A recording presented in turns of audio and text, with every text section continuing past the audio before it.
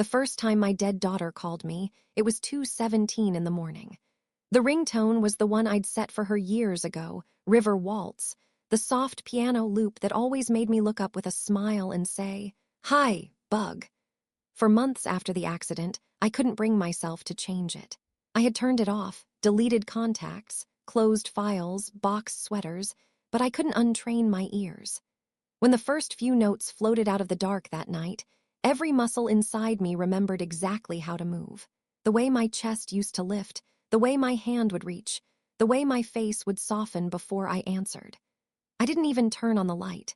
I just sat up, heart kicking against my ribs, and there it was, Lily's name, her photo, all of it glowing on the screen as if time had rewound without asking my permission.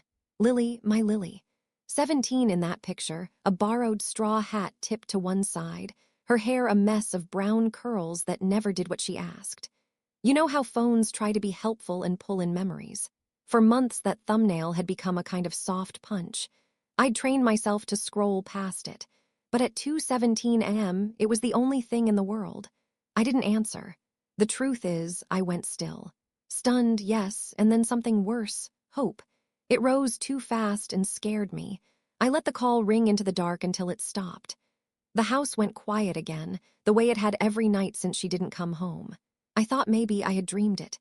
Maybe I had finally slept hard enough to pull sounds from a day that wasn't here anymore. Then the little phone icon pulsed with a red dot. Voicemail, 027.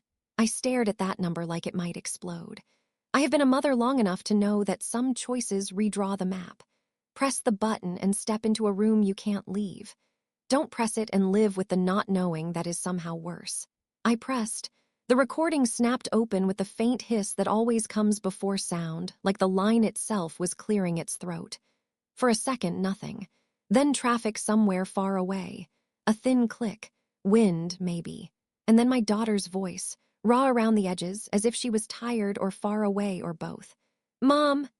That word was small and clean and devastating. I froze. I've listened to Lily since she was all soft vowels and gummy cheeks. I know what her voice sounds like when she is proud, when she is afraid, when she is lying, when she is about to ask for something big. This was none of those. This was the sound you make when you are not sure the person you love is still there. "Mom, please pick up." Static lifted. Somewhere behind her I thought I heard a bell, not a church bell, something light almost like a wind chime. A car passed. A brake squealed. The voicemail clipped around her, dropping a breath here, catching a consonant there, the way bad reception always does. I pressed the phone to my ear and slid to the floor so fast I didn't know I was moving until my shoulder hit the dresser. "I'm sorry," she said. The sorry came out like I had always wished her apologies would, plain and unadorned, with no joke lashed to the back of it. "I didn't mean I shouldn't have, I'm cold." The last word was whisper thin. Another chime. Then quick, almost like she was remembering a list. "Not mad. Mom, don't be mad. Check the blue one, the one with the bees, I left it there. Please."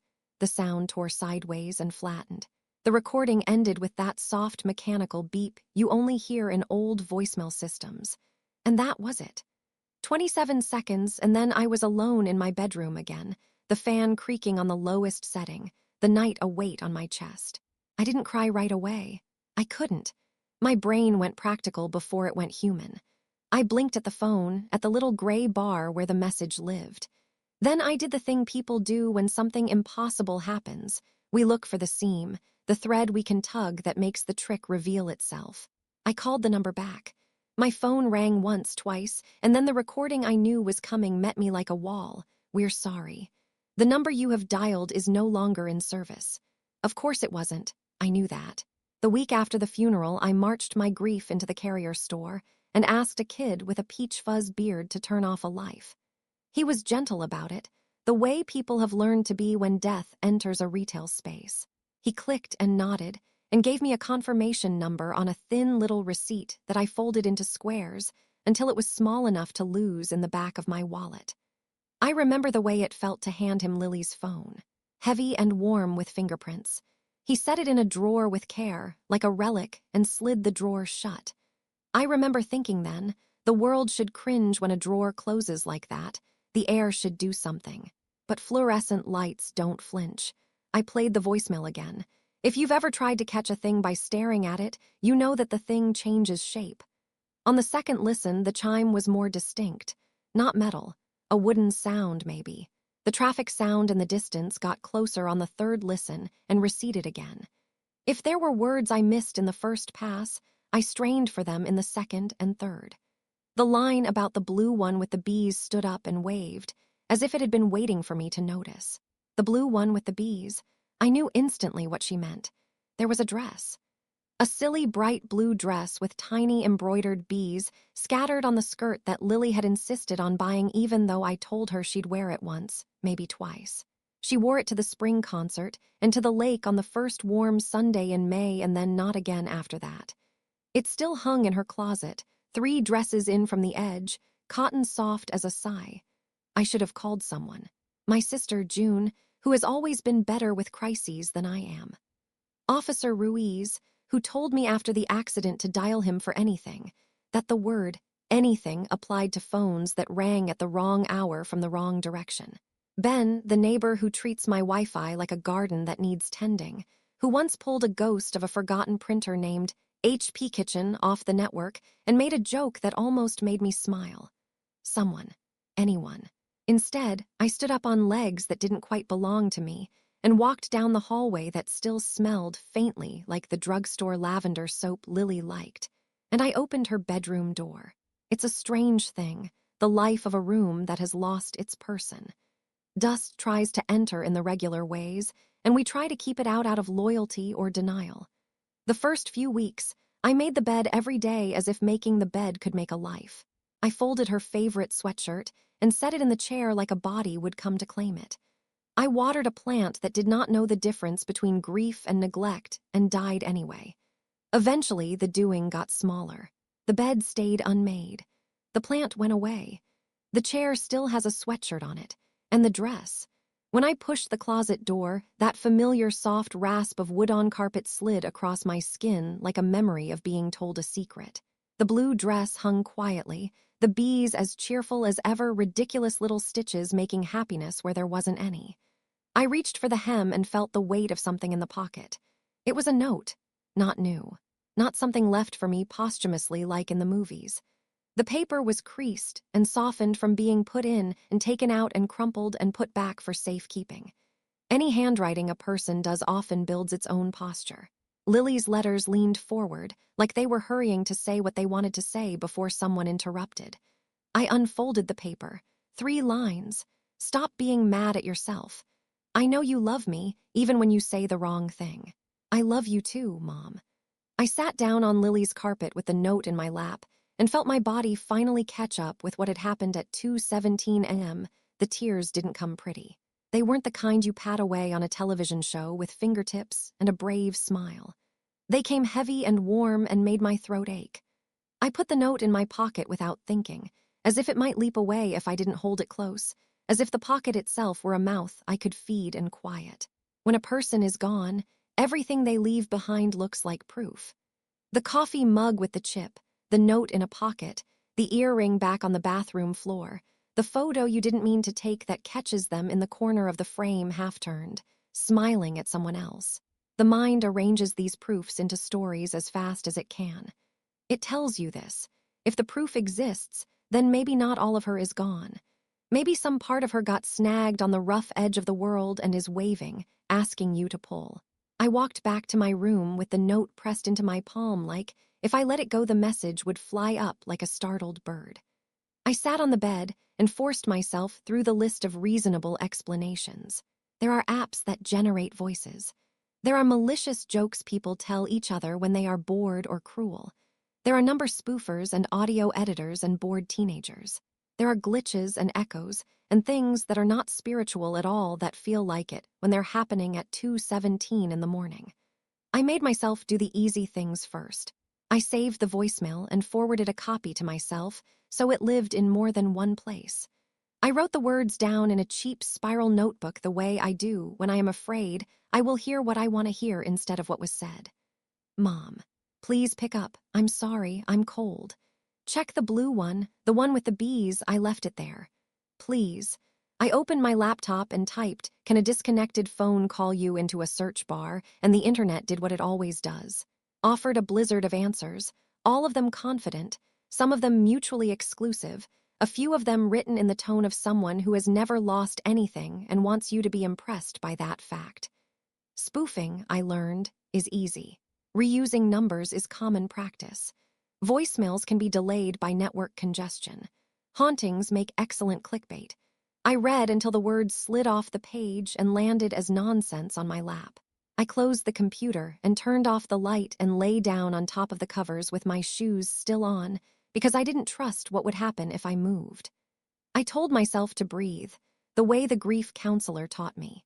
In for 4, hold for 4, out for 6. In for 4, hold for 4, out for 6. The counting didn't bring me back to shore, but it kept me from drowning. My phone lit up. The house was so quiet that the screen's little electric glow felt like sunrise. I didn't need the ringtone to tell me who it was. The shape of her name on that rectangle of light is tattooed somewhere in my brain that I can't scrub clean.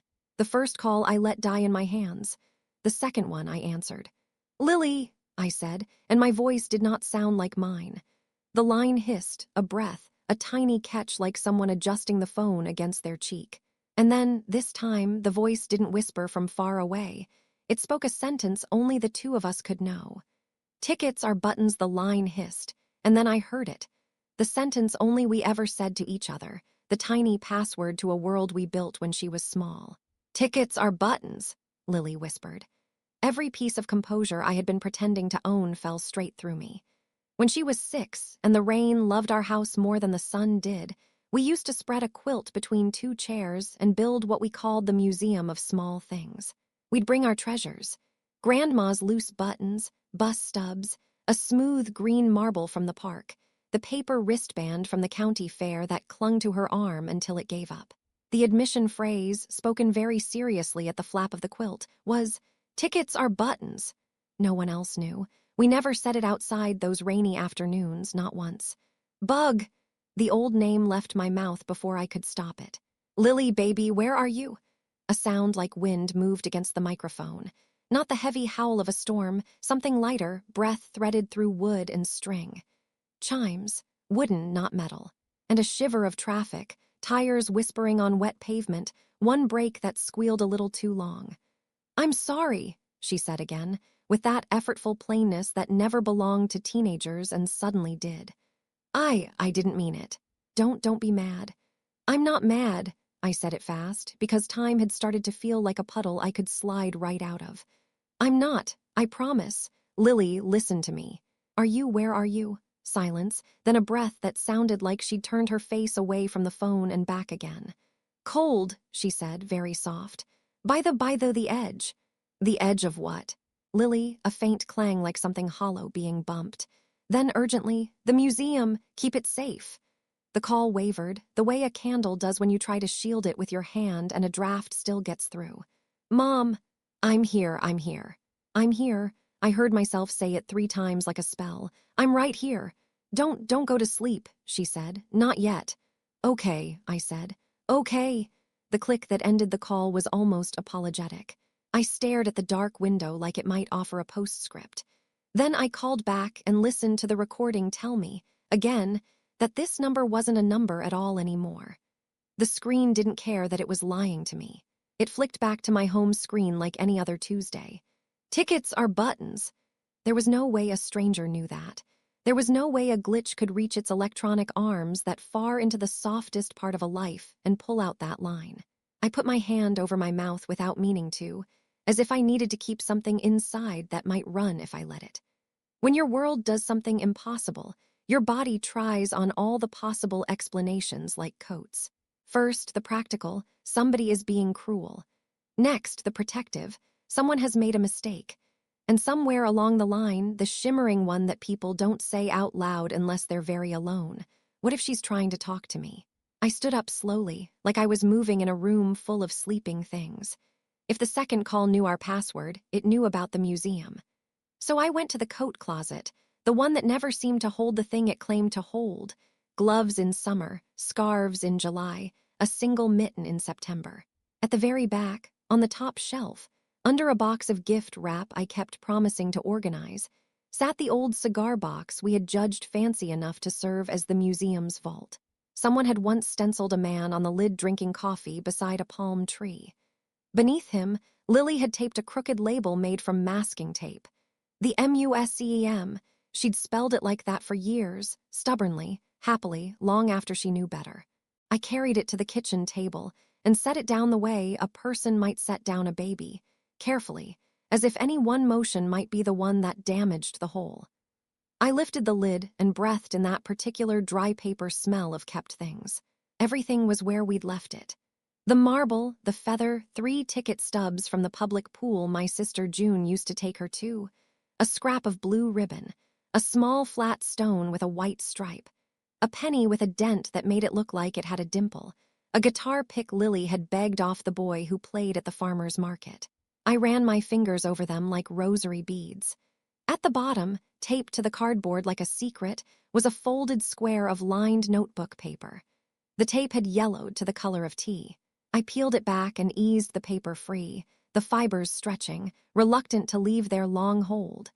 Lily's forward-leaning letters marched across the page. For future curators, it said at the top. It was a list of the museum's rules in her voice, comical, bossy, wise. 1, no stealing the marble. 2, if you're sad, add 2 things. 3, if you're scared, hold the ribbon with both hands. 4, tickets or buttons. 5, don't forget to see how small things are big. Halfway down the page, in pencil lighter than the rest, she had added a note in the margin. If you ever can't find me, look where sounds stand still. The phrase flickered in me like I'd swallowed a match. Where sounds stand still. What did that even mean? A library? A church? The quiet aisle in the back of Garrison's grocery where they keep the fancy pasta no one can pronounce. It felt important. It felt like a line she had meant to tell me out loud and hadn't found the moment. My first thought was to call June. June would make tea nobody drank and stand at my counter with her chin up like a lighthouse and listen to every word and then use that practical voice to say, "Okay, let's make a plan." She's always been the plan maker, born with a clipboard in her hand. She was my first call after the accident, the one who told me how to breathe over the phone until my nose remembered. But I didn't want a plan yet. I wanted something smaller. So I texted Ben next door because I could ask him for a favor without also having to survive tenderness. And he knocked 3 minutes later.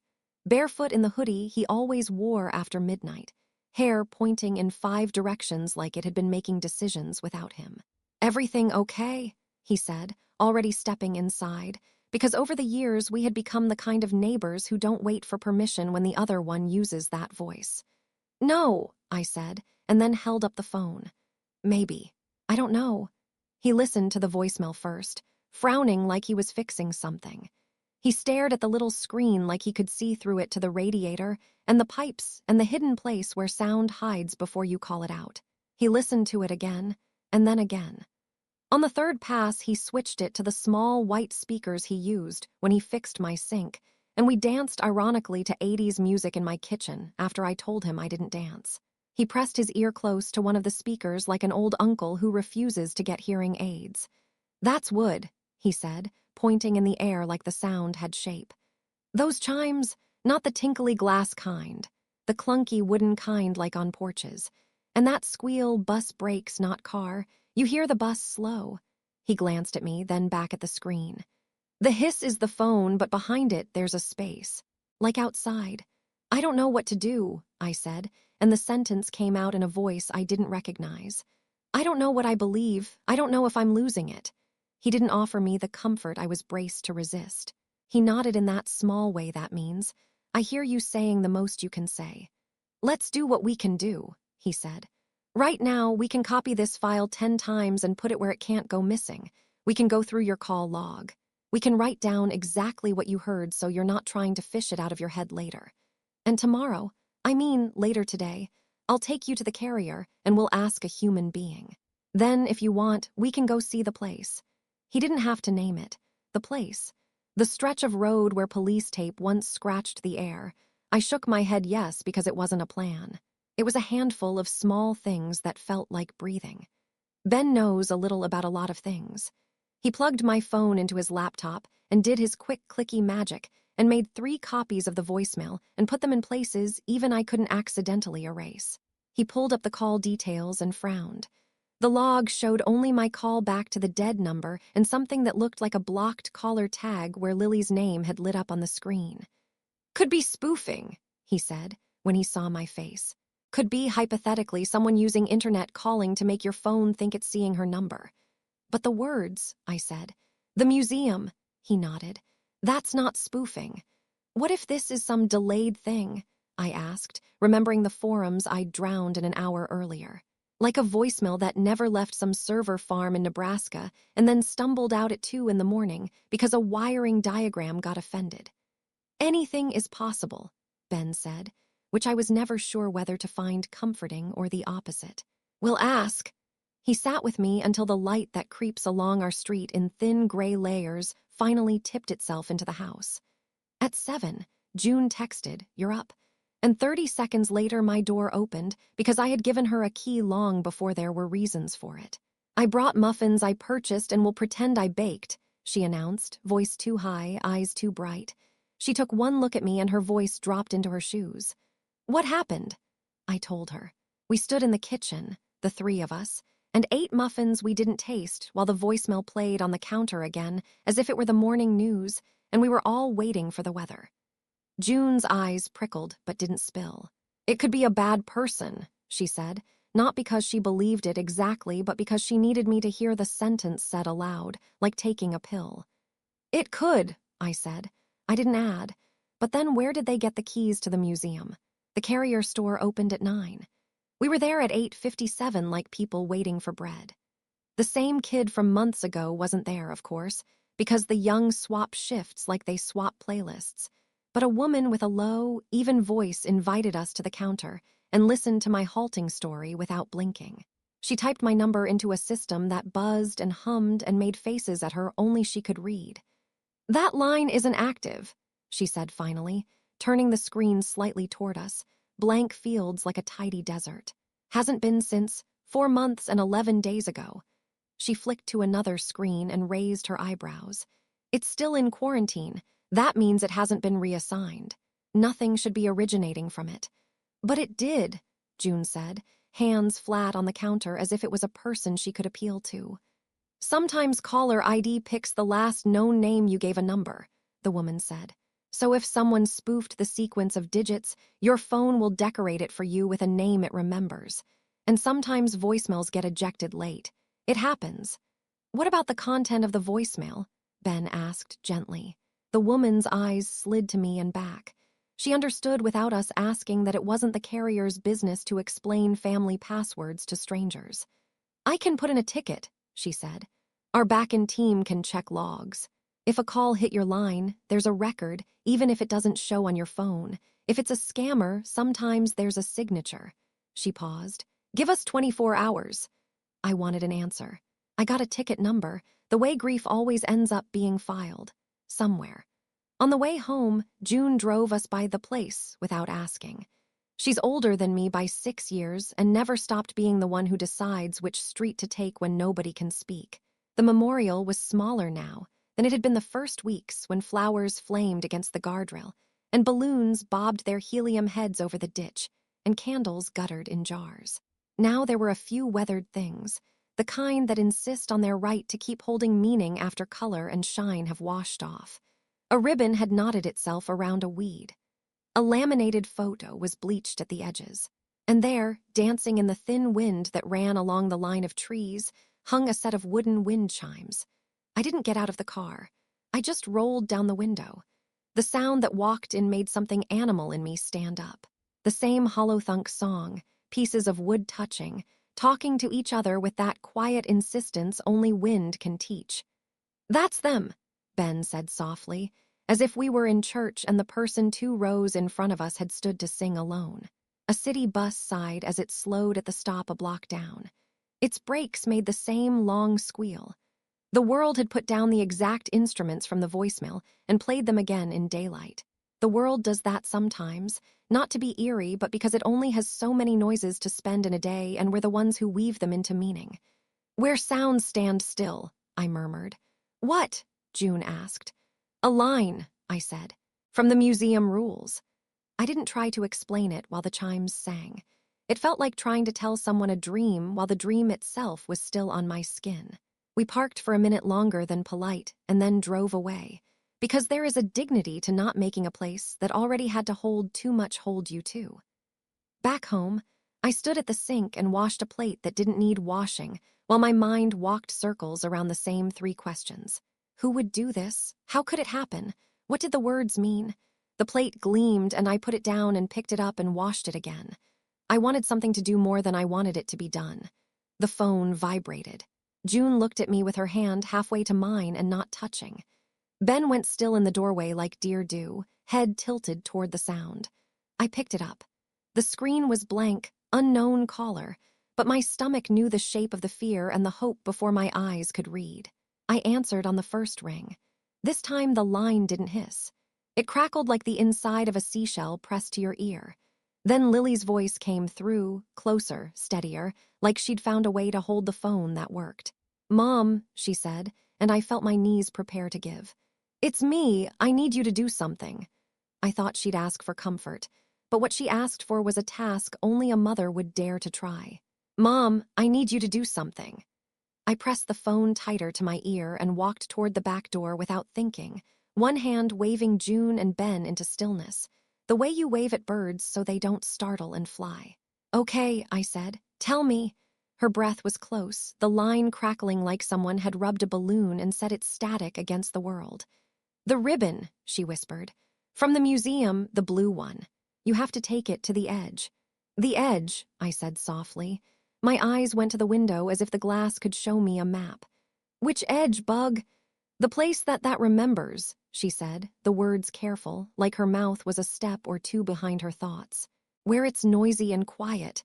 When the big one goes away and the wood stops talking, that's when you look."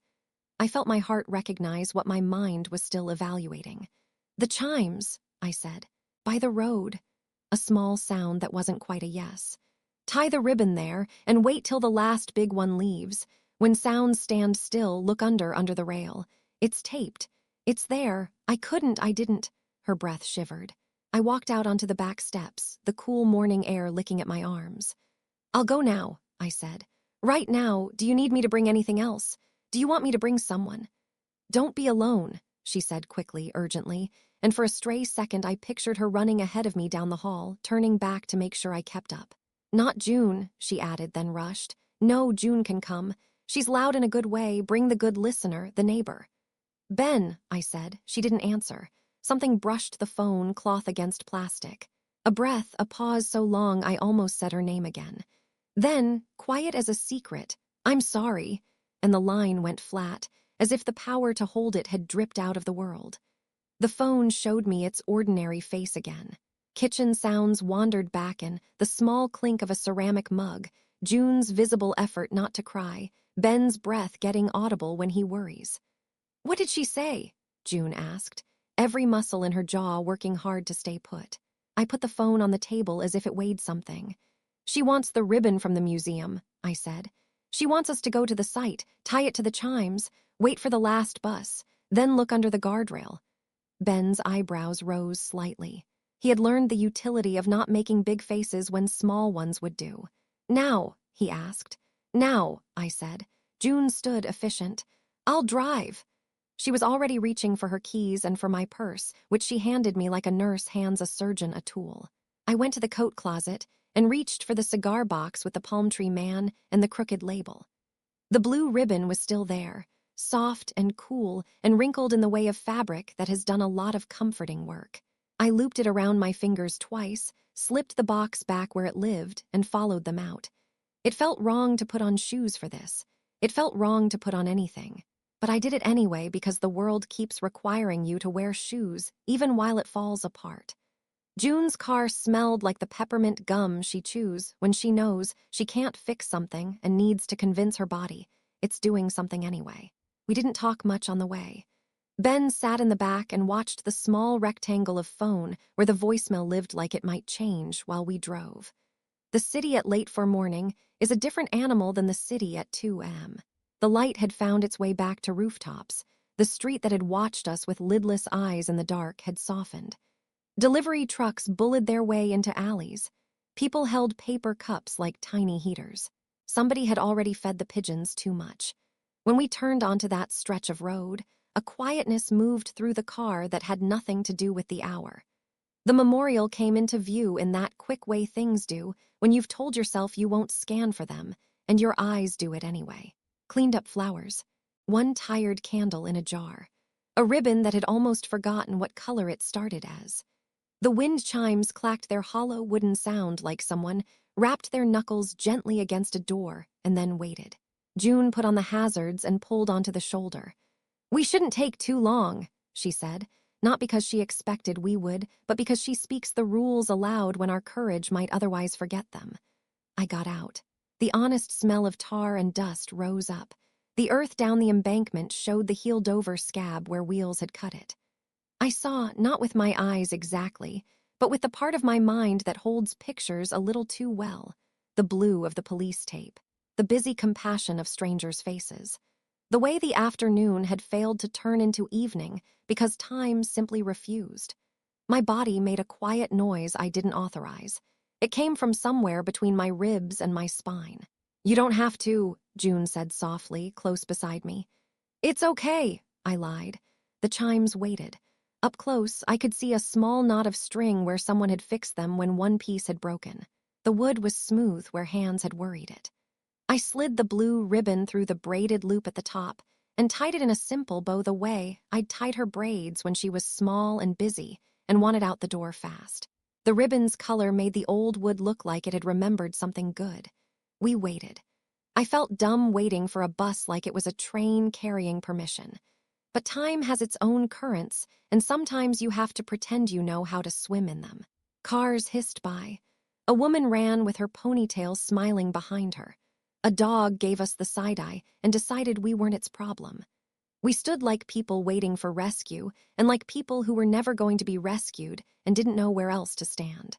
The bus arrived 6 minutes later, big-bellied and weary. It sighed to a stop at the sign down the block. The brakes sang that long, familiar whine. 2 people got off, a man with a lunch pail that didn't seem to know if it wanted to be a lunch pail or a toolbox, and a girl in a yellow jacket who looked like she had just discovered how thrilling it was to walk by yourself.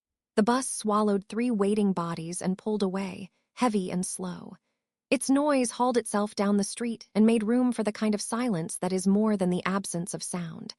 The air felt suddenly attentive. The chimes didn't move. "Now," I said, though nobody had argued. I stepped over the low line of wild grass and made my way to the rail.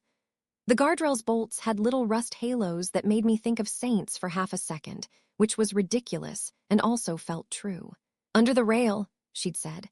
I knelt and slid my fingers under the cool lip, the way you grope under the couch for the thing you dropped knowing it will come back covered in dust bunnies and sighs. My knuckles scraped metal. I felt nothing, then spider webs, then nothing again. "Here," Ben said quietly. He crouched beside me and pointed to a place where the rail met its post. "If I were problem-solving with tape, I'd use a corner." Of course he would know where tape hides. He's spent years reaching into the backs of things that don't want to be looked at. I slid my fingers further, praying absently to whatever gods keep tetanus asleep. This time, my fingertips found the slick resistance of plastic against metal. A small packet tapped my nails.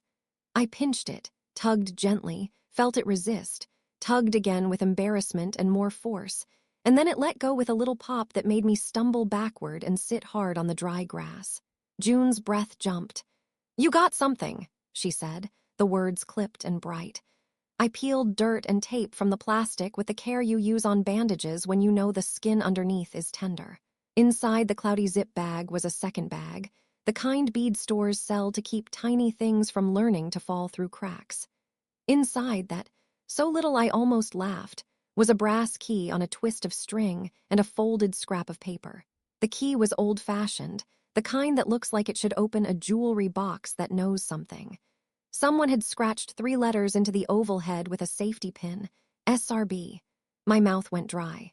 SRB, I repeated, as if the letters would shape themselves into something useful if I showed them I was willing to cooperate.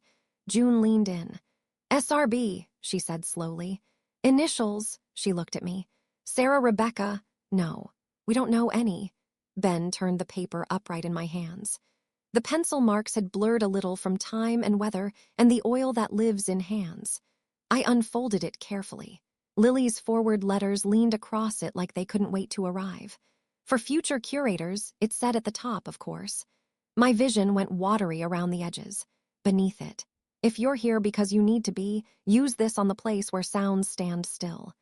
SRB, third shelf behind the gray dictionary. Tuesday is best. If you get scared, hold the ribbon. The place where sounds stand still, I read aloud, repeating a clue that had suddenly decided to stop being metaphor and start being directions. SRB, third shelf, behind the gray dictionary. Ben's mouth shaped the words silently for a second, then his eyes flicked up. Sound room B, he whispered. Library. Of course. Our library has a little suite of rooms tucked into the back corner where people record oral histories for the city archive. Photoless, quiet, carpet that seems to have swallowed a decade of whispers. Years ago, when Lily was little and fascinated by microphones because they made small voices feel big, I took her in there and let her say hello to her future self in a borrowed booth. The door plates are tidy, engraved, polite. Sound room A, sound room B, they always felt like portals to me, doors that asked for your story and promised not to spill it on the sidewalk. Tuesday is best, June said. Why Tuesday? No idea, I said, but the thought landed like a gentle thumb on the soft place of my sternum, that she had left me something in a room built for listening, that some part of her had prepared for silence and had tucked breadcrumbs where certain kinds of ears might find them. We stood there, 3 people holding a key small enough to be a toy and a note that sounded like a dare and a blessing. What if this was all meant for someone else? June said suddenly, the panic in her voice wrapped in a joke's coat, which is how we smuggle panic past ourselves. What if SRB is, I don't know, some random boy? Then some random boy is going to be very confused about why 3 adults are breaking into a quiet room to find a gray dictionary, Ben said, deadpan enough to unspool the panic's string a few inches. He nodded to the key. We should get that cleaned up. Tape leaves goo. We didn't clean it up.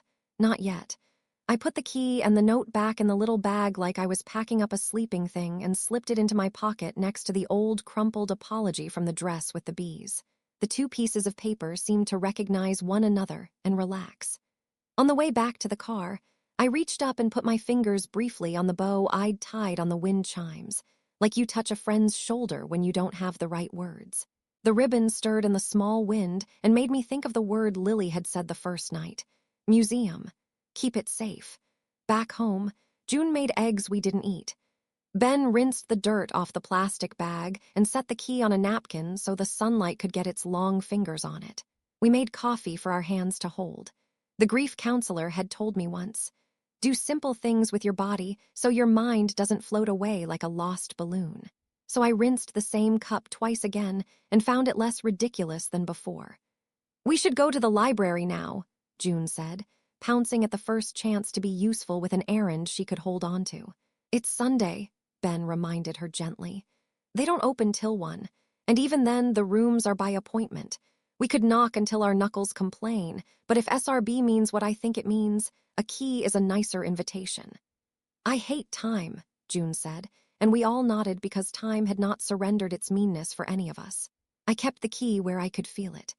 Every time I thought about putting it on the counter with sensible grown-up objects like my wallet or my keys, a little internal alarm went off. I carried it into the bedroom and put it in the museum cigar box under the palm tree man, and then realized I couldn't stand that either.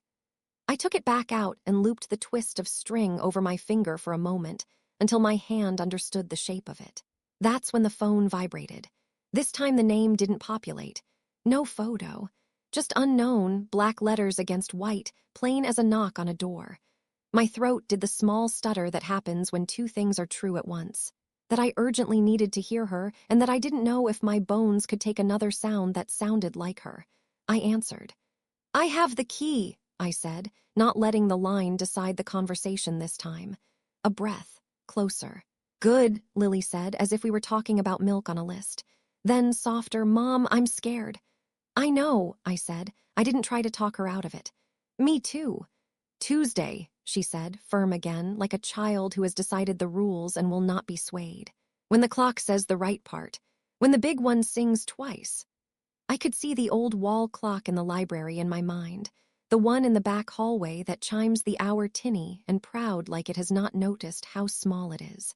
2 o'clock, I said. She didn't confirm or deny. The line rustled.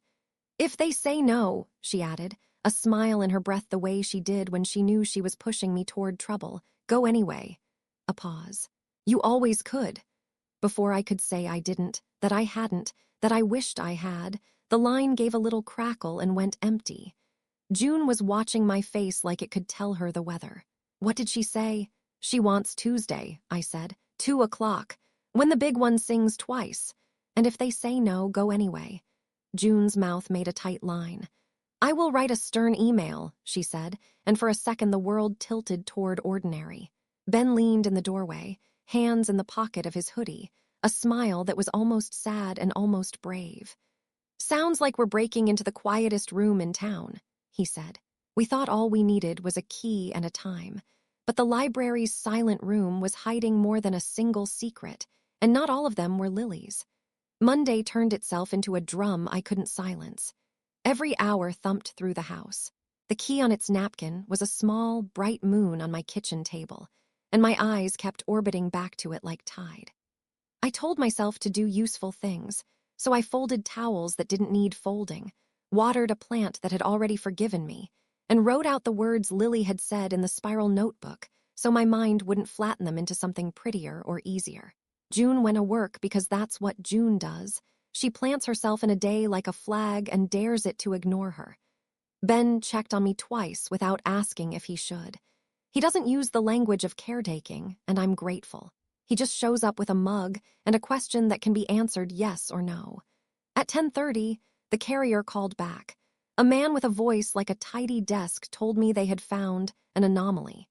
He said it in the tone of someone handing you a piece of paper they wish they didn't have to.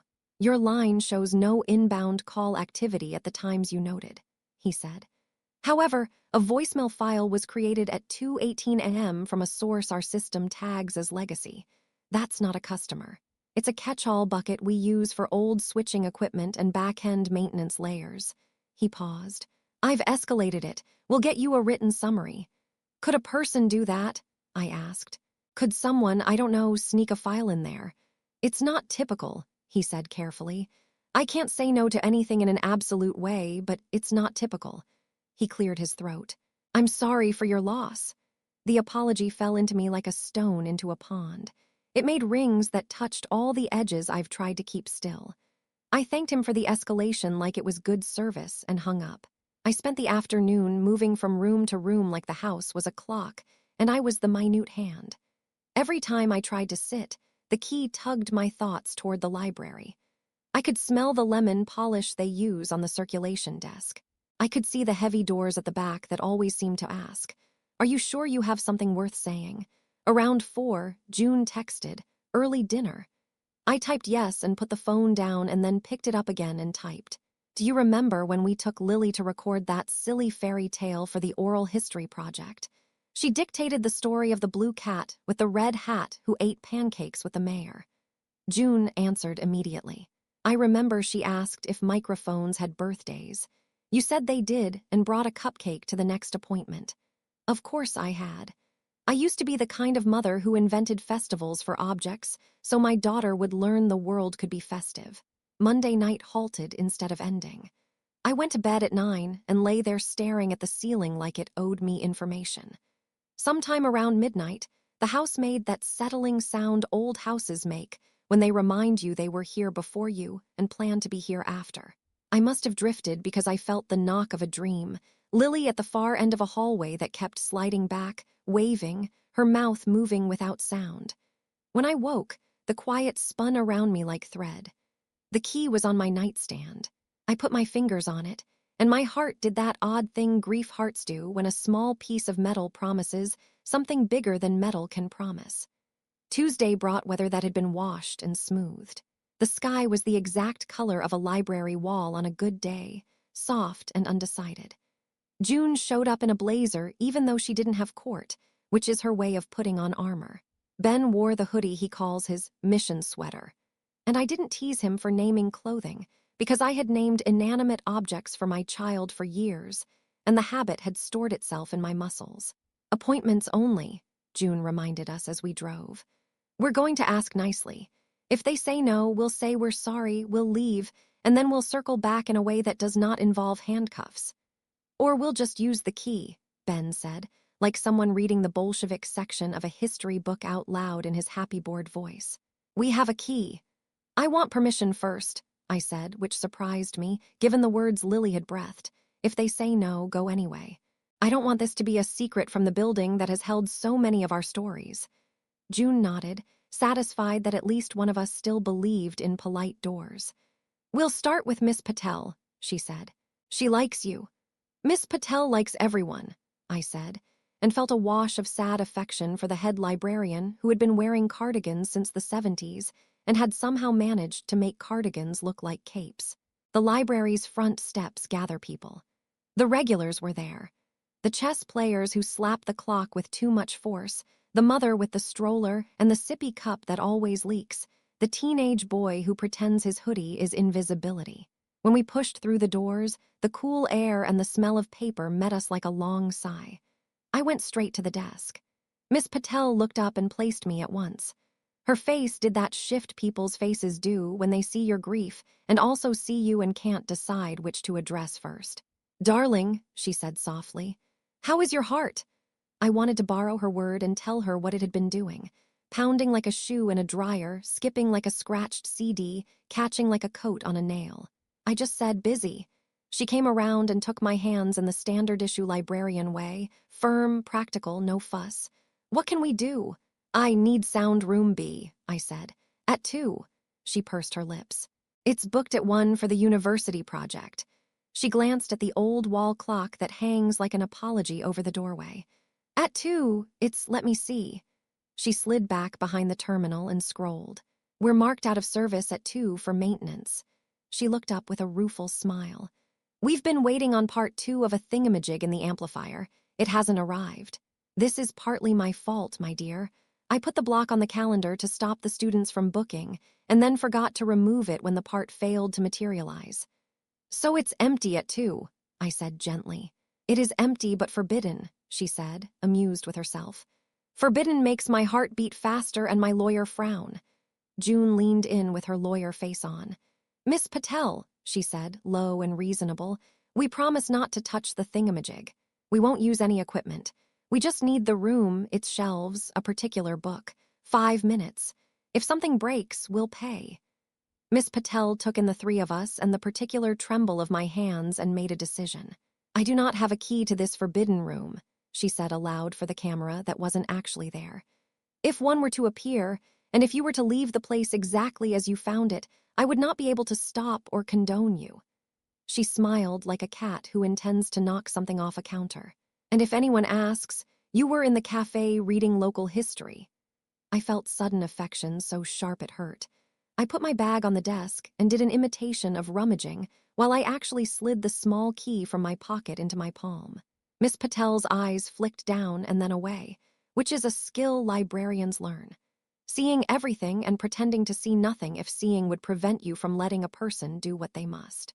The door to the sound rooms hides in a back hallway behind the genealogy shelves, as if the building wants to remind you where stories actually come from before you tell yours into a microphone. Grandmothers, passenger lists, names badly copied from ship ledgers. The hallway has its own atmosphere. Even the sound of your shoes lands softer there. Sound room A sat with its little red in use light dark. Sound room B looked like it always had. Door with a small wired glass window, a sign that said, reserved. Someone had once hung a polite please knock sign beneath it, and then learned it was unnecessary because nothing is knocked on down that corridor. I held up the small brass key with SRB scratched into its head and felt 13 and guilty and delighted. June stood guard at the far end of the hallway like a woman who knows where to direct attention if it wanders. Ben leaned in to listen for footsteps even though the carpet eats them. I slid the key into the lock. It resisted in the way old locks do when they are deciding whether you are a person or a problem. Then it turned in a small, decisive click that traveled up my arm like an electric sentence. You may. Inside, the room was a modest square wrapped in soft gray. Acoustic panels made the walls look like someone had folded the air into neat patterns. A table held a microphone on its little arm, a pair of headphones, a small mixing board that blinked like a well-mannered Christmas tree. Against one wall, 3 brown shelves held reference books and odd little supplies, spare cables, a stack of sign-up cards, a roll of gaffer's tape, a basket of pens that had wandered off. The back wall had a print of the city in 1903, all hats and horses and hope. It felt like a chapel whose god is sound. "Third shelf," I whispered, because whispers happen in rooms like this even when you tell your mouth not to. The third shelf was shoulder height. On it sat a row of books with colors the world called important: black, navy, brick. And there, like a patient animal, a big gray dictionary that had seen 3 generations of fingers. My hands went precise. I slid the dictionary toward me, careful as if someone might be sleeping behind it. The weight of it argued with my wrists. Beneath it, where the shelf meets the back wall, something plastic scraped. I lifted the book out completely and set it on the table. Ben stepped in to hold the dictionary open like it needed chaperoning. Behind its old shape, taped into the corner in the same careful way the key had been, a small envelope and a little plastic voice recorder, not new, the kind a person puts in a pocket to remember lectures or bird calls. The recorder had a label on it, made with a label maker that had seen better days. For future curators. I felt like laughing and crying and scolding and hugging might all be correct choices. "Lily," I murmured. It was her handwriting on the envelope, forward, impatient, a little smug about spelling everything right. June let out a slow breath that made me realize we had all been holding ours. "Open it," she said, as if saying the word might keep my fingers from dropping the whole planet. I lifted the envelope. It didn't weigh enough to hold what I hoped it held. Inside were 3 things: a folded note, a tiny silver SD card in a plastic sleeve, and a necklace chain with the smallest charm, a brass bee. I caught my breath and put a hand to my mouth. The museum's theme had followed us here: bees on a dress, a bee in an envelope, someone's quiet joke made into a path. The note said only, "If you're me, good job. If you're Mom, you made it where sounds stand still. The card has the story. It's not all mine. Don't be mad." Ben lifted the little recorder with reverence like it could startle. He turned it over in his hands and found the slot for the SD card. "We should listen here," he whispered. "We should take it home," June protested on principle. "We could get caught in here. We promised Miss Patel nothing would break." "It's a digital file," Ben said. "It either plays or it doesn't. The equipment's just ears." The old wall clock in the hallway chimed twice. 2 o'clock. The sound wandered under the door and sat at our feet like a cat that had decided we were acceptable. I slid the card into the recorder. The little screen lit up the way a pond lights when you drop a stone into it. "Track 1, it said. 1842. The play button waited like a doorbell. My hand hovered. "Mom," June said softly, like she did when I had to sign hospital forms I didn't want to sign. "Whenever you're ready." I pressed play. Static woke like a creature that had been napping. Then a voice filled the soft room, not thin and far like the calls, but close-mouthed and present. A person sitting where I was sitting, a microphone catching the shape of their breath. It wasn't Lily. "Hello," the voice said, steady and careful in a way I recognized instantly. "This is Miss Patel, for the record." Ben's eyes flew to mine. June's mouth opened and then closed. We stared at the speaker as if it had turned into a face. Miss Patel's voice continued, reading a date that made something cold creep along my spine. It was 3 weeks before the accident. "We have begun allowing certain young patrons to record their personal histories for deposit in the archive," she said. "This one is complicated. Consider this a curator's note." I felt my chest get small. The room that had felt like a chapel suddenly felt like a courtroom, too, and a classroom, and a hospital, and all the spaces where truth makes itself respectable. I tightened my grip on the recorder. The next voice would change everything. Because whoever spoke after Miss Patel on that little machine had been sitting where I sat before any of this broke. And not all of the story they told would belong only to my daughter. We pressed play expecting Lily's story, but the first confession on the tape belonged to an adult who'd kept a promise I didn't know existed. Miss Patel's voice filled the little gray room like a steady hand. Curator's note. This deposit is irregular. It involves minors, and it was recorded at their insistence. They asked me to hold it sealed. I agreed on one condition, that if harm came of the events described, a designated listener would be allowed to retrieve it. If you're hearing this, you have been that listener. The recorder clicked softly, like it nodded. I felt June's presence just over my shoulder, anchor solid.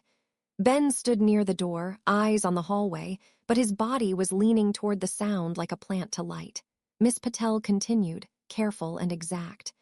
3 weeks before the accident, Lily came in with a boy from her school. They asked for sound room, they asked for privacy. I told them, this is an archive, not a confessional. Lily said, that's why we're here. We want the story kept safe until it needs to be heard. I am recording this preface to provide context should the sealed deposit ever be opened. Then, a small tap, the shuffle of paper, and her voice moved back, replaced by another. Lily, future curators, she said, trying for a museum voice and not quite hiding her smile.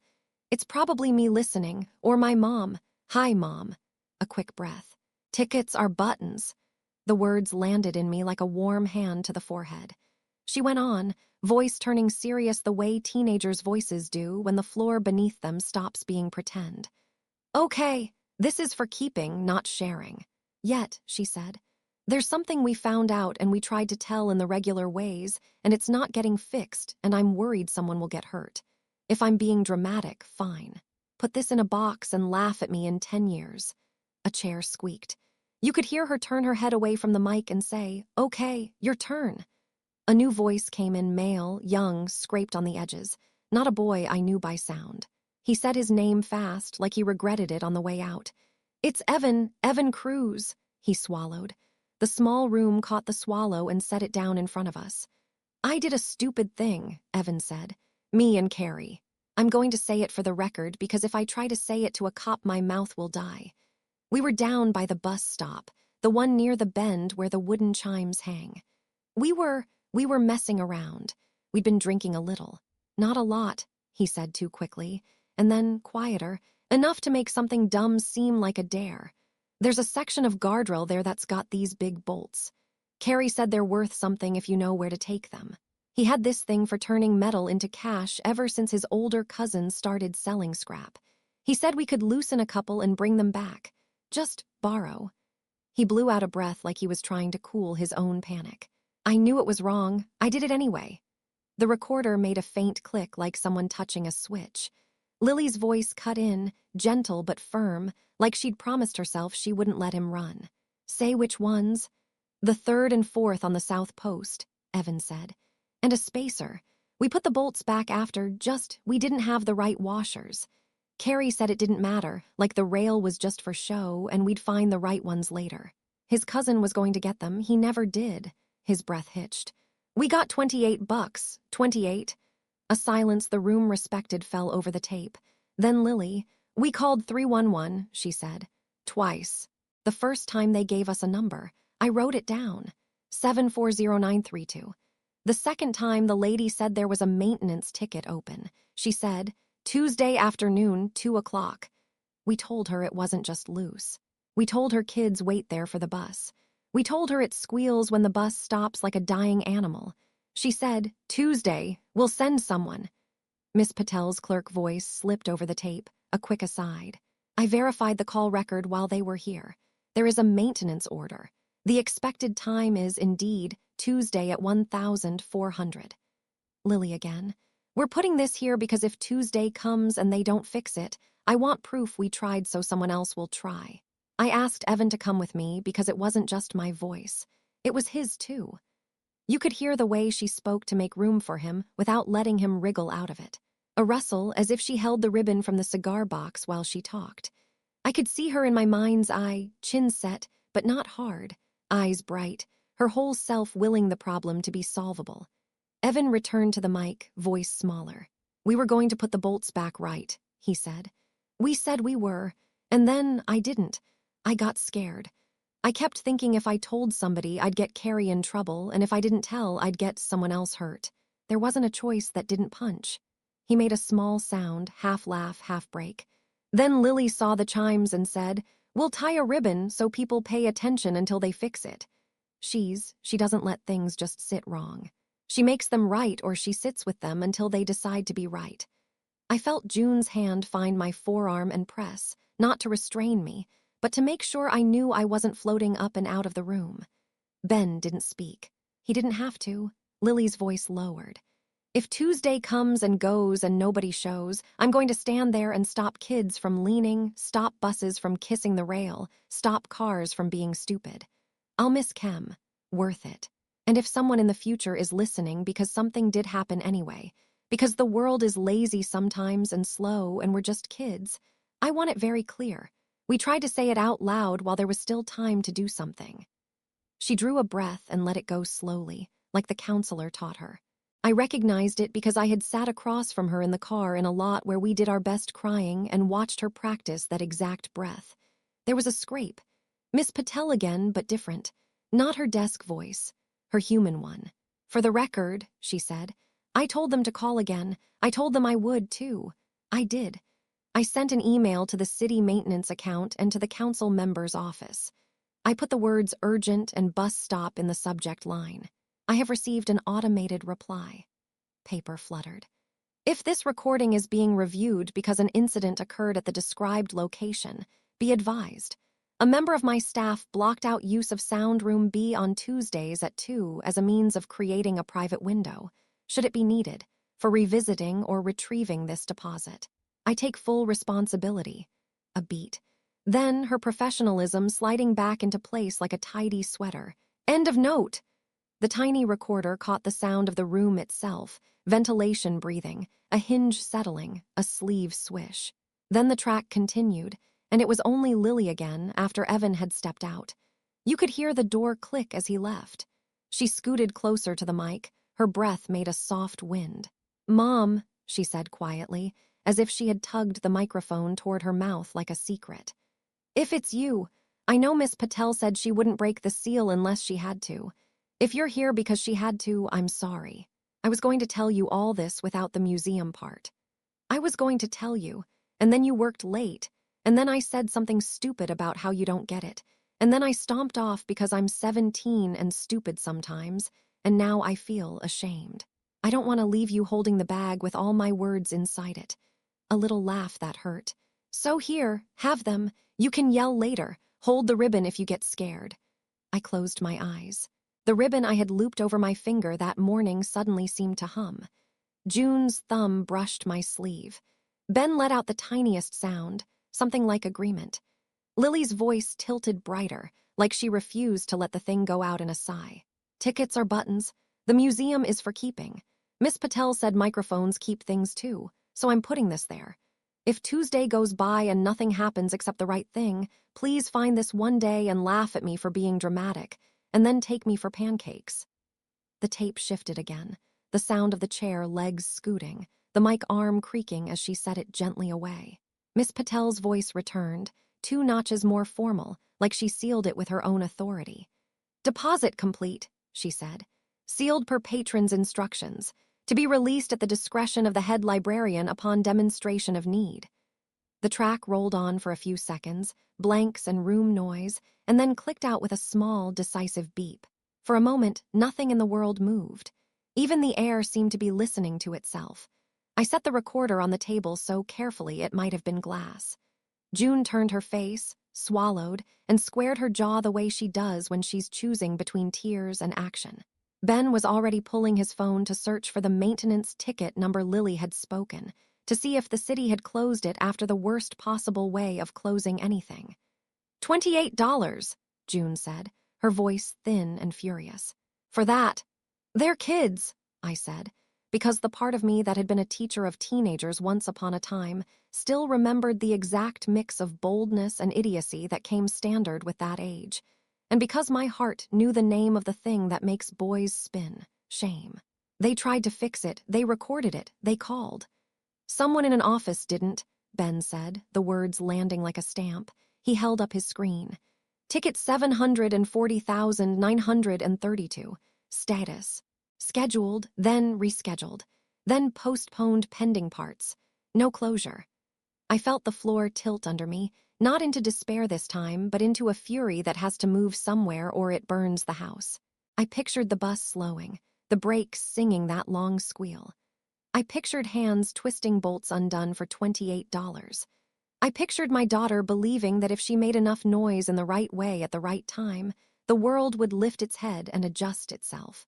And I pictured the gap between belief and behavior and how easily a girl could fall into it. Police, June said crisply, reaching for her bag. We take this to Ruiz, today. We take the recorder, the card, the key, the note. We take Miss Patel's voice. We take Evan if we can find him. I nodded. It was the simplest useful thing to do. Heartbreak likes simple, useful things when it's done chewing you. I lifted the recorder to hit stop and noticed the little 1/2 glowing on the tiny screen. There's another track, I said. June went still. Ben's eyes flicked up. Play it, he said, almost under his breath.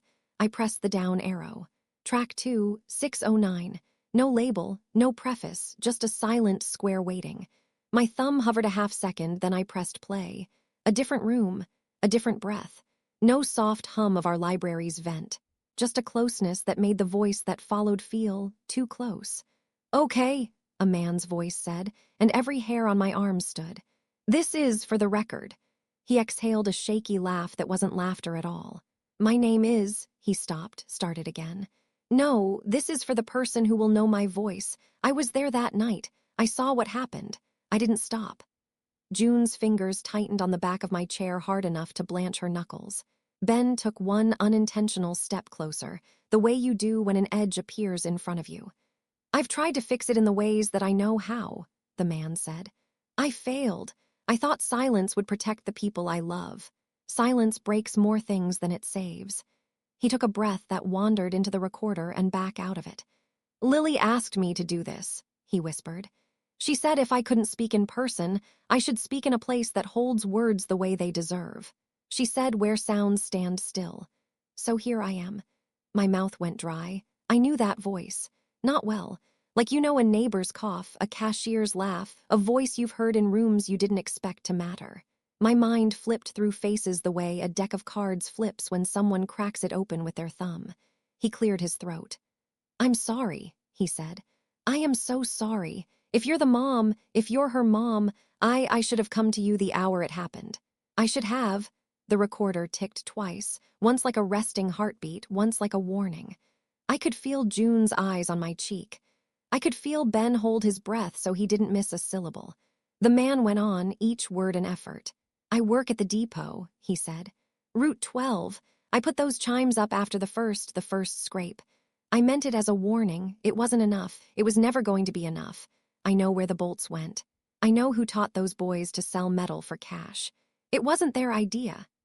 The room seemed to fold in on us, the gray panels leaning ever so slightly closer, as if the walls had decided to listen with their whole bodies. We thought the second track might clarify a few loose ends, until the voice named names we knew, and the person he named was still in our lives. The man's voice steadied like he was holding on to the edge of a table. I work nights at the depot. Route 12, he said. Sometimes I drive, sometimes I'm in the yard. I know that stop. I know that curve. I heard the first bad kiss of steel there months ago. The bus rubbed the rail, left a bright scrape like the road had been shaved. I hung the wooden chimes the next day on my own time so kids would hear something besides their headphones. I thought it might make people pay attention. It was a stupid kind of hope. He cleared his throat.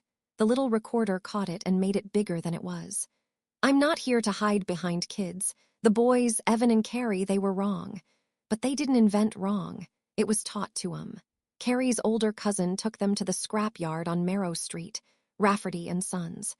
The old man's nephew runs it now, Nate Rafferty.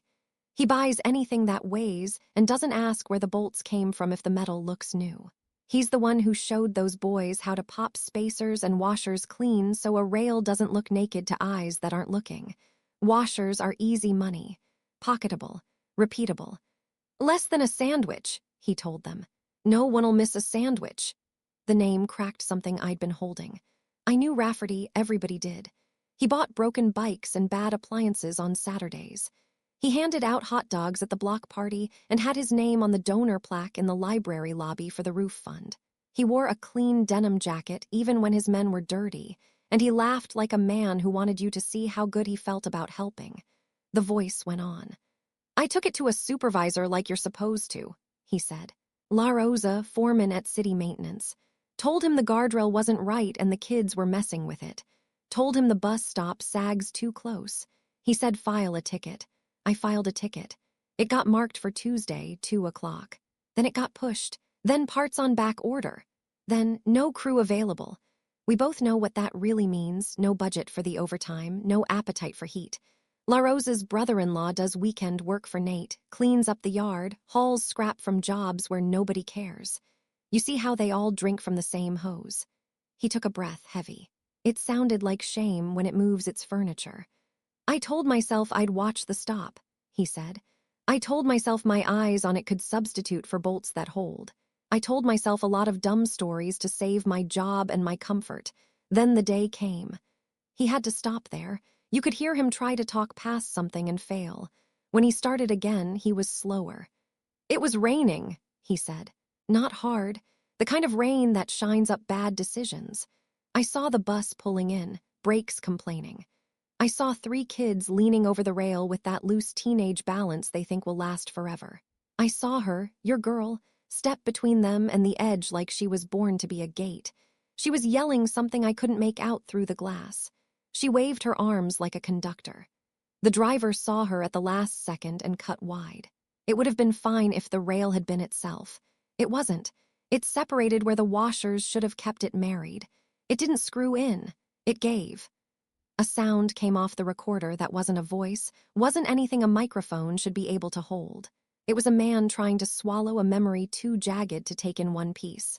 I was a half block away, he whispered. I ran, I called, I did all the things that look like doing. He hurt his words down to the bone. I have not slept since. He found a spit of anger to grip. Rafferty told the boys where to pull, he said. La Rosa kept the ticket cold. I kept my mouth closed because I was scared for my job.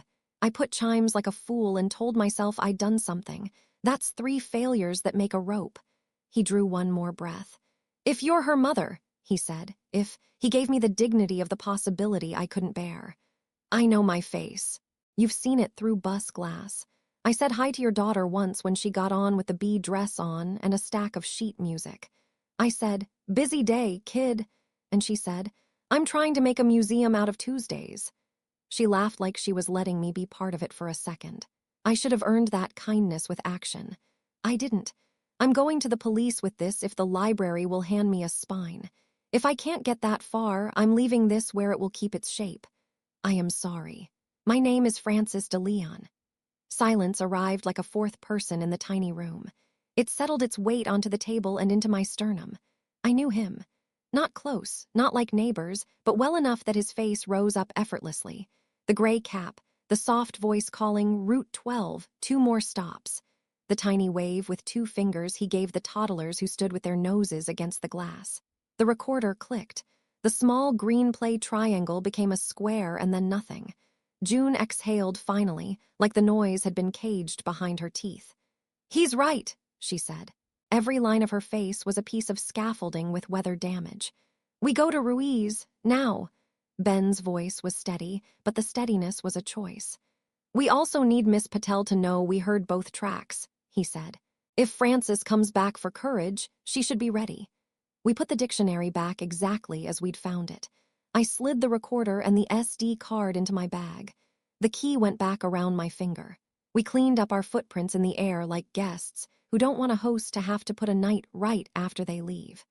Miss Patel was at the desk, talking softly to a toddler about the difference between inside voices and the extremely inside voices books prefer. When she saw me, she didn't ask.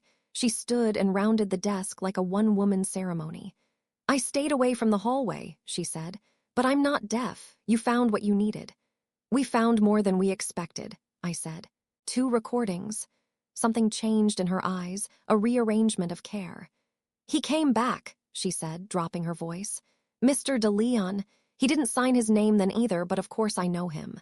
I know everyone who's used these rooms longer than 2 times. He told me the second recording wasn't for the archive yet. It was for leverage. He wanted to put a weight on his own heart so it would tip the right way. He asked me to seal it with lilies. I told him we would unseal for the designated listener. He said you'd know. I recognized him, I said. The words hurt and helped in equal measure. He said he's going to the police. I sent an email the day they came, Miss Patel said matter-of-factly, not for applause. I'll send another when you leave, and I may place a phone call that nobody asked me to place. I dislike being used as a vault by the city's indifference. June's chin tipped, the way it does when she likes a woman enough to hand her a sword. We're going to Ruiz. Miss Patel set a soft hand on my wrist. Bring me back my rooms after, she said. The rooms like being used for the right things. Outside, the sky had the color of a new bruise, purple soft, gray at the edges. June drove like a person who knows every camera and every rule and is willing to flirt with both. She called Ruiz from the car and said, "It's us. We need 20 minutes." He said, "I was just thinking of you," which made me want to love him and hate him for the same efficient reason. He met us behind the precinct, out of the way, the kind of place where cops smoke and decide better not to. He's always been good with grief, never treats it like a dog you can pat and walk away from. He shook Ben's hand, nodded at June, looked me in the eye. "Tell me," he said. We told him. We told him in the order the story had decided for us. Calls at night with wooden chimes and bus brakes in the background, a ribbon, a key, a quiet room, a recorder, a voice that confessed, a name we all knew. He did the thing good listeners do. Lean forward, lips pressed together not to interrupt even with a kindness. He asked only for the dates and the times and the ticket number. When I said Rafferty, he didn't pretend not to know the name. His mouth tightened. The look on his face wasn't shock, it was recognition with remorse attached. "We've had eyes on that yard before," he said. "Nothing stuck, lots of hands in the pot, easy to hide a wrong washer inside a lot of right ones. As for La Rosa," he let the name cool on his tongue, "we'll see what his email says under subpoena." "And Francis?" I asked. "He's been driving long enough to know better," Ruiz said, not nasty, just plain. "Which means if he's put his voice on tape, he's past the line of protecting himself. He's trying to put himself where the truth can see him. I can work with that." He took the recorder and handed it to an evidence tech who met us at the back door like a ghost with a badge. He gave me a property receipt like a person gives you a piece of paper that stands in for your heart for a while. "I need to ask this," Ruiz said, looking at me not like a cop, but like a parent in a hallway at 2 in the morning. "Are you okay with us going loud? This may get ugly. Rafferty's got friends on the council, in the press, in kitchens. He's on your library plaque. He'll paint himself as a donor done wrong. I can keep you out of the first wave, but if this turns, someone will leak your name because they always do." "I'm not a secret," I said, and surprised myself with how flat the words came out. Lily wasn't a secret. The only secret is the part that let this sit and wait until it broke a spine. June squeezed my shoulder once, proud and a little afraid. "Good," Ruiz said simply. "Don't call Rafferty, don't confront La Rosa. If Francis calls you, tell me. If anyone else does, tell me faster." He stepped away to make phone calls. The words he used changed as he crossed invisible borders, compassion at the start, command by the time he reached the door. Ben exhaled some tension through the soles of his shoes. June pinched the bridge of her nose, a tiny act of self-care disguised as annoyance at light. Back in the car, the three of us sat with the air conditioning pretending it could soothe. My phone buzzed. Unknown. I didn't let it ring twice. "I'm here," I said, 2 words I would say to Lily as long as I had a voice. "Don't go home yet," she said. Her voice on the call was closer than it had ever been, less wind in the wires, less distance. "He's there." "Who?" I asked, even though my mind had already snapped to a single face. "The helper," she said. "The friendly drawer closer. The one with the jingling keys." She breathed in, and in the background I heard something that dropped me straight into my front hallway. The creak one board makes when you step wrong, the hollow thunk of the old radiator even in summer. "I'm by the big door," she whispered. "Not the street, the one that stairs. I can't." The call fractured, stitched itself, and kept going like a song on a scratched CD that refuses to end. "Stay with people," she said. "Please," the line died. For a second, I couldn't move my mouth. It was June who said the word that needed saying. "Ben," she snapped, already starting the car, "call Ruiz back." To me, we don't go in, we let him meet us. We do this boring and safe. "I need the museum box," I said, like an idiot, like someone whose brain had gone back into a simpler room for a second to hide. If someone. "We are not walking into your apartment," June said, using the voice she used to keep juries from wandering. "We are meeting Ruiz around the corner and letting him walk in with two big friends and the knowledge that we have a tape and a receipt and a thread that leads to a plaque." Ben was already dialing. He said 4 words and Ruiz answered with 3 I never thought I'd love. 2 minutes. Stay put." We pulled into the next block, around the corner from my building, within sight of my stoop but not within reach. The waiting ate the edges of my patience. In my chest, grief and fury learned a new trick, coexisting in a braid. Down the sidewalk, a man turned the corner with the lazy confidence of a person who knows his way into places. He carried a canvas tote the color of unripe pears. Keys made a polite noise in his pocket. He wore a clean denim jacket and the smile of a neighbor you're supposed to like. Nate Rafferty lifted 2 fingers in a hello like we had agreed on it ahead of time. We thought we'd brought the story to the people who could protect us, but the man whose name sat on the plaque knew exactly where to find my door, and he wasn't coming to talk about the library roof. We watched him come like a storm you can see from 2 blocks away and still can't name until it's over your head. Nate Rafferty walked the length of my street with his canvas tote and his clean denim jacket, the easy face of a man who's donated enough hot dogs and roof shingles to be welcome most places. If you didn't know his yard on Marrow Street ate broken things for breakfast, you'd think he was here to adjust someone's window box. His keys made a polite clatter against his thigh.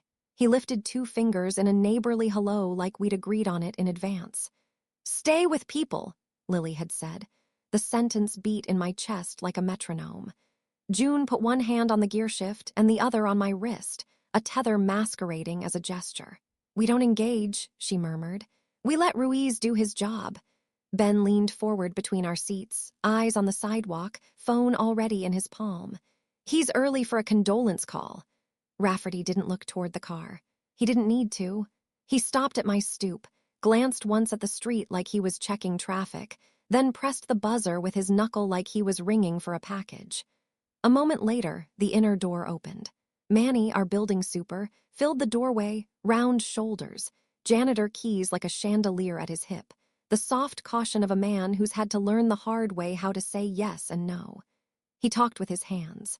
Rafferty kept his tote tucked close. Manny led him inside and let the door thud shut, the sound that's been the punctuation mark of my life in this building for 12 years. "The big door," I whispered, the hairs on my arms lifting. "Not the street door, the one that stares." The call had not been poetry. It had been a map. 2 blocks down, an unmarked sedan slid to the curb with the unhurried confidence of someone who knew he could park anywhere. Ruiz stepped out with a uniformed officer on his left and another coming around the back. He didn't run. He didn't need to. He moved with that steady cop gait that says, "The center arrives with me." He took in the scene in one glance, the car with us in it, my stoop, the shut door. He lifted a hand half an inch stay. Then he walked to the front stoop and rang my bell himself. The door clicked again. Manny appeared, nerves bright in his eyes now that the day had written itself a second actor. He started to say something pro forma, "Can I help you?" And Ruiz showed him a badge and emotion as small and decisive as a period. "Afternoon, Manny," Ruiz said. "I need to speak to your guest and to you. Out here, please." There are 2 kinds of men who pretend they don't have to step outside when a cop asks them to. The truly innocent who have nothing to fear, and the truly confident who think fear is for other people.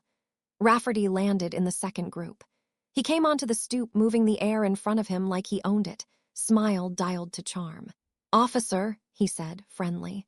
"I was just dropping a few things for Miss."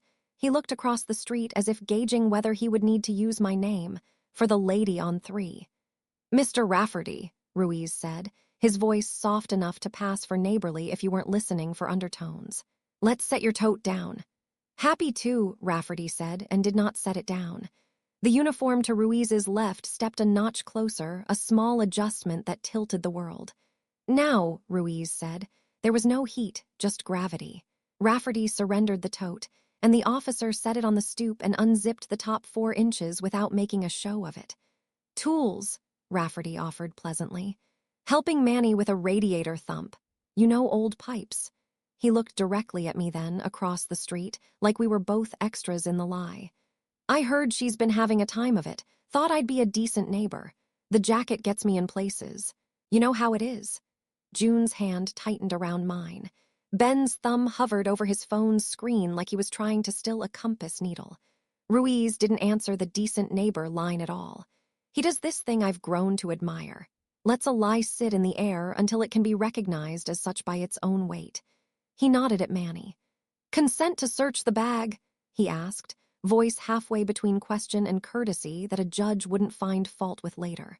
Manny's keys jingled like a bad nervous tick. He looked at the tote. He looked at Rafferty.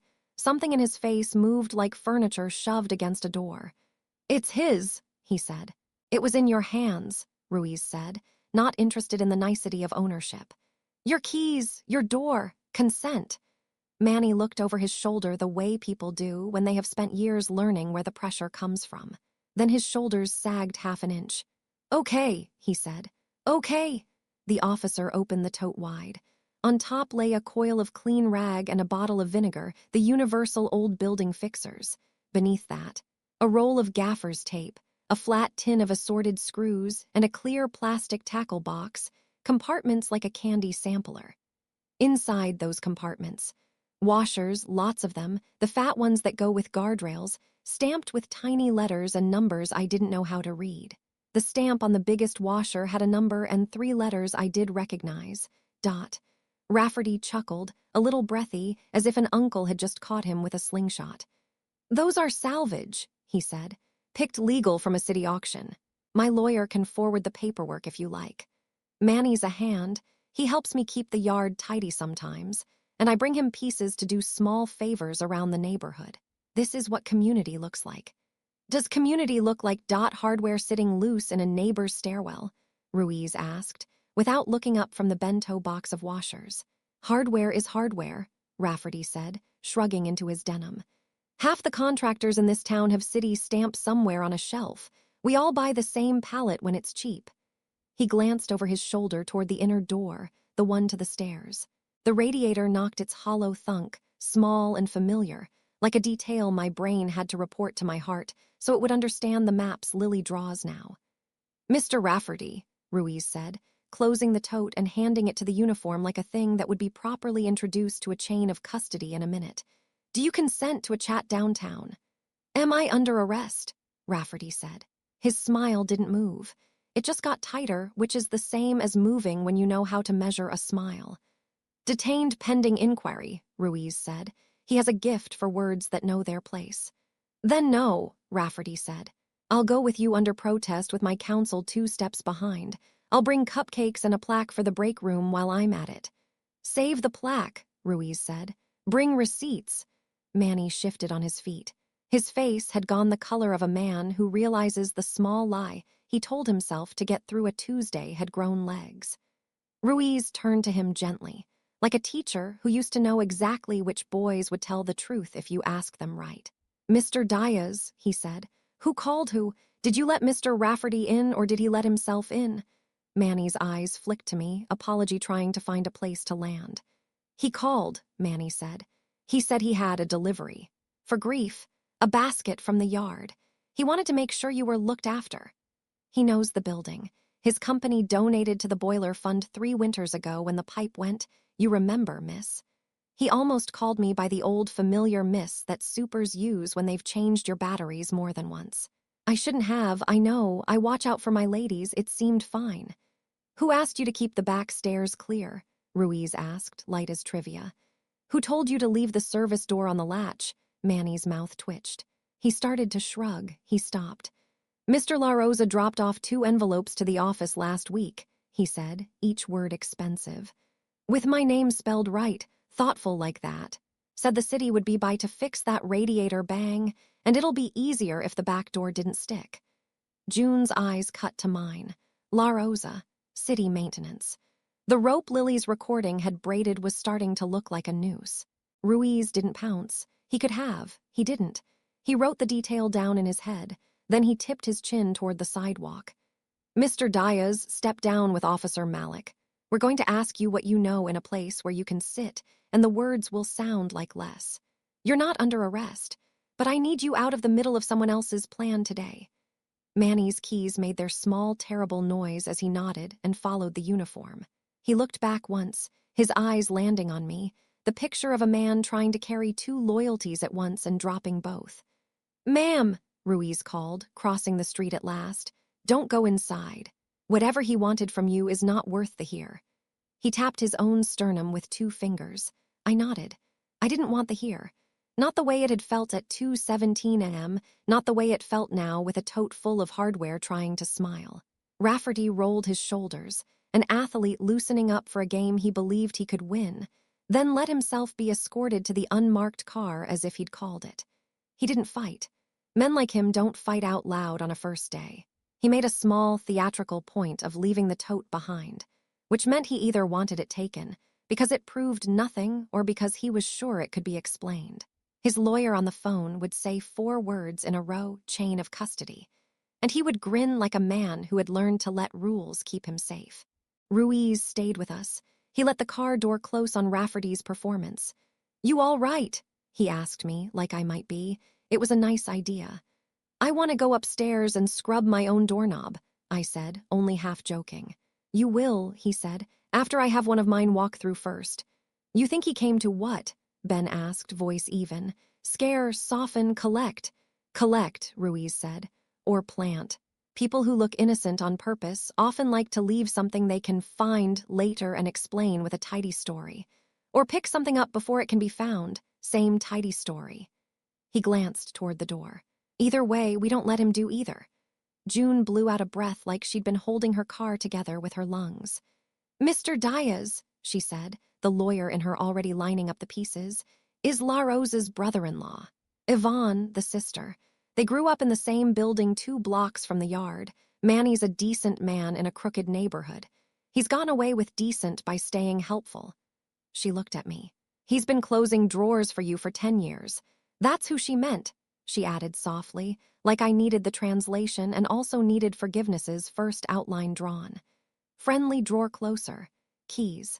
My phone hummed in my hand so quietly I almost missed it. Unknown. My stomach recognized the shape of the buzz before my eyes could manage the letters. "I'm here," I said, and it came out like prayer and like reply. "I know," Lily said. The distance in the line had thinned to veil. I could hear the echo of the stairwell on her side, the way our building swallows sound and gives it back a second later like it needed to taste it first. "I can't stay long. He doesn't like rooms that take your words. He thinks he can leave them outside." "The man from the yard?" I asked. Ruiz used his face to ask me a question without asking. I shook my head a fraction. "Not now." "Keys," she said, not naming him. The radiator thunked in the background, soft and familiar and horrifying. "He wants to put something where I used to keep gum." The gum. The bowl on the entry table that held quarters and hair ties and emergency mints. And for 2 years, sticks of apple-flavored gum that I'd pretended to dislike, so she could smuggle them in as peace offerings. I felt my body turn to run toward the front door. June's hand caught my sleeve. "We're here," I told her. "Ruiz is here. We're not going in." "Good," she breathed. "If he doesn't find your hands, he can't put his thing in them." A small sound, almost like wryness. "Bring the museum home later. Don't leave it where it was." It hadn't occurred to me that the cigar box on the coat closet shelf was a museum and a map, and therefore a thing that might need guarding. Ghost logic had made me bold in some places and stupid in others. "I will," I said. "We will." The call crackled and began to thin like fog in sunlight. "Mom, I'm here. Thank you for staying with people," she said. "They listen to you when your voice is far." "It's not," I said, and heard my mouth lie for love. "It's not far. Tuesday, she whispered, as if she couldn't help returning to the schedule she'd promised a microphone. 2. You did it. Then, almost laughing, tickets are buttons. The line went gentle and then empty. Tell me, Ruiz said, and I did. He put a hand to the radio clipped at his shoulder and sent 2 officers up to my apartment with the carefulness of people who have learned not to trap cats in rooms on accident. He told us to stay on the sidewalk, to be boring and safe, June's words with a badge. We waited the way we had been taught to wait all week, standing still while running in place. 5 minutes later, Officer Malik reappeared on the stoop holding 2 things in clear bags. A single washer with dot stamp sticky with tape residue, found in the ceramic bowl on my entry table among the gum wrappers and hair ties, and a folded card with my name on it in pen I recognized as not mine. He tilted the bag so I could see the card. Inside, a glossy business card blinked a logo I'd seen 100 times at the yard on Marrow Street. Nate had tucked a condolence inside a note like a salesman leaving his number at a wake. He'd come to plant a washer in the place my hands would touch it first. June's mouth made a line so tight it might have cut fruit. Ben said a word I hadn't heard out of his mouth before. Ruiz didn't swear. He just nodded once, slow. He's sloppy, he said. Sloppy helps. He photographed the bowl. He photographed the door frame. He had Malik bag the gum wrappers, because some days the job is science and some days it's faith and some days it's both. We're going to book what we have, he said. He'll spin. La Rosa will stall. People who like free hot dogs will say we're punishing generosity. The press will call you and ask you to be a quote. Ignore them. When this breaks, it will break fast and everywhere. And me? I asked, because even with the tape and the tote and the card and the chimes and the microphone, I was still a mother whose proxy for a child was a small voice in a line that ran on strange electricity. You, he said, and his voice put down roots around the word like it was a sapling. Keep doing the small, boring things that have saved you so far. Stay with people. Tell me before you tell anyone else if the phone rings. We're going to use Mr. De Leon's tape to do the thing he couldn't do alone. We watched the car with Rafferty fade down the block like a good joke told too far away to hear the punchline. Manny sat on the precinct steps across the way, looking like a man who'd finally realized the balancing act he'd been doing all his life was 2 inches to the left of the rope. At home, Ruiz let me back inside after they'd photographed my radiator like it had committed a crime. The little bowl on the entry table looked offended to be part of a plot. I lifted it with sudden tenderness and set it inside the coat closet next to the museum box. I looped the bee charm around the lid. It felt superstitious and also like architecture. You staying with people? Ruiz asked at the door. Yes, I said.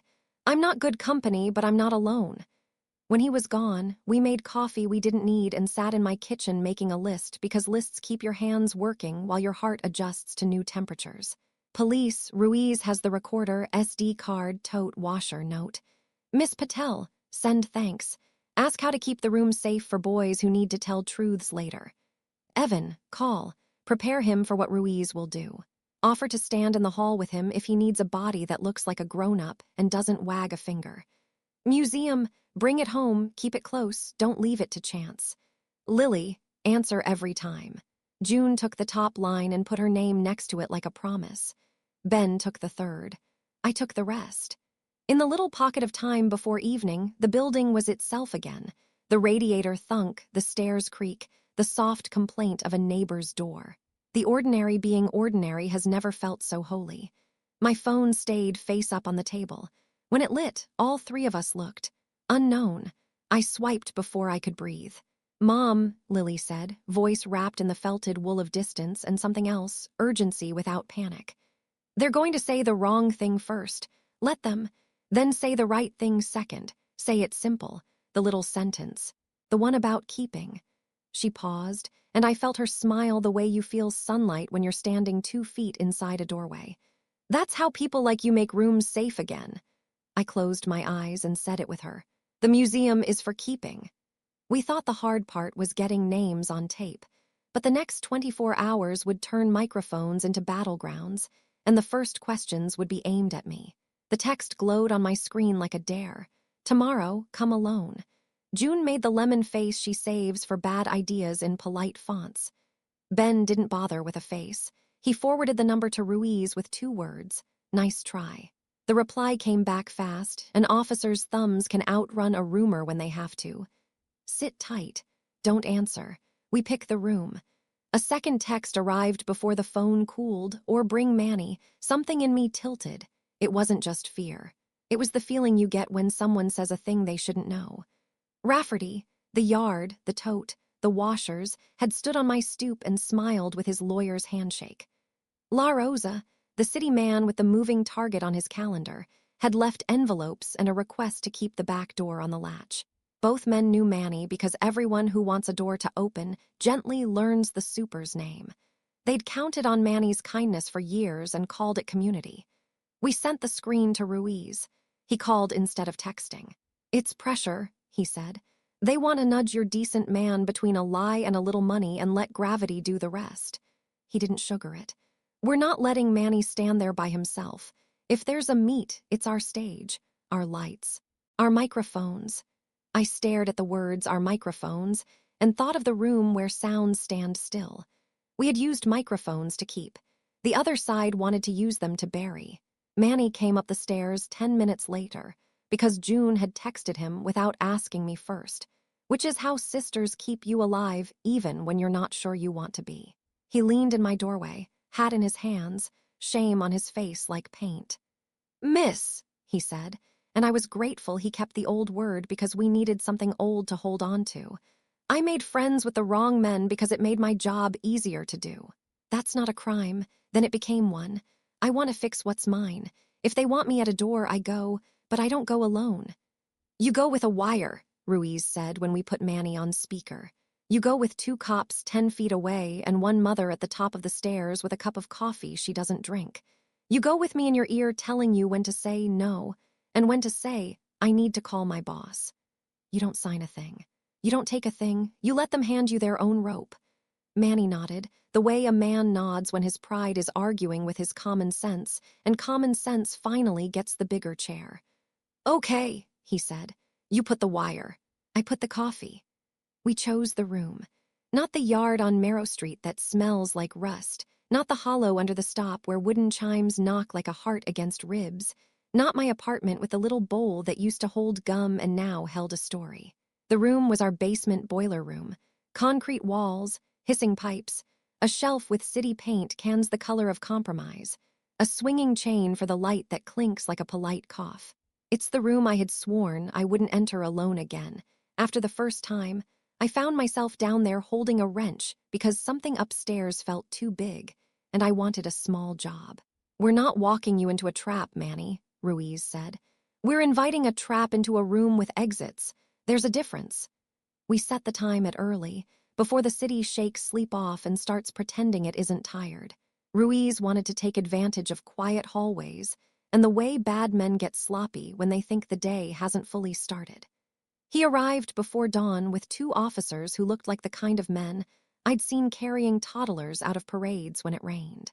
He handed Manny a body mic smaller than a coin. "Clip it under your collar," he said, his hands careful to press and not tug. He tucked a phone in Manny's shirt pocket with a tiny red light off. "Backup. If one dies, the other sings. We like redundancy." He gave me a job I could bear. "Top of the stairs," he said. "Stay with people." He pointed to a folding chair he'd set there like a stage manager. "Ben stays with you. June stays with him. You watch the handrail. If you start down those stairs, Miss Patel will revoke your library card." It was the right joke. It put the room back inside a story I knew. Manny unlocked the back door and the basement door like he had 1,000 mornings before. The big key made the small sound it always makes when a life is about to begin another day, metal on metal, a steady click. He flicked the chain. The light coughed on. Pipes hissed, then settled. Somewhere in the building, a radiator thunked once, twice. The mechanical punctuation the whole story had been writing itself to. We waited. Waiting in a stairwell is different than waiting in a kitchen. The air is closer. The sound spirals. Your eyes do too. I could see the painted cinder block, the number stencil on the wall that never lined up, the tiny spider who had made a home where plaster meets the banister. My hand found the bee charm at my throat and remembered it on its own. My phone hummed in my pocket, the small pulse of a text. I didn't pull it out. I didn't need to. I knew whose fingers typed where she was, the near and far of it. The words arrived without me reading them. He's 5 steps away. He keys before he speaks. Don't breathe loud. Footsteps on the back stairs, the kind men make when they want to sound like they belong. 2 sets. 1 light in a hurry. 1 heavier, belonging to a person who likes doorways. The heavier one knocked on the wood once as if to remind the wood who built it. Manny looked up, then down again, the way helpers look when they're bracing to catch a falling plate. "Morning, Manuel," La Rosa said, voice big in a small room. "Got that noisy pipe for me?" He wore the city orange like a suggestion. His badge was clipped to his belt in a way that made it easy for the eye to find and the hand to hide. Manny pointed to a pipe that had indeed been a little noisy, because basements cooperate with wrong men in small ways so they can protect the big things. "Third elbow," he said. A second man slid in around him, the younger step. I didn't need to see him to know his jacket would be clean denim and his smile ready to throw. He had posted bond and washed his hands. "Mr. Diaz," Nate Rafferty said, "we owe you one. Community takes care of the small stuff so the city can brag about the big. That's the headline today, right? Rapid response." He chuckled to himself.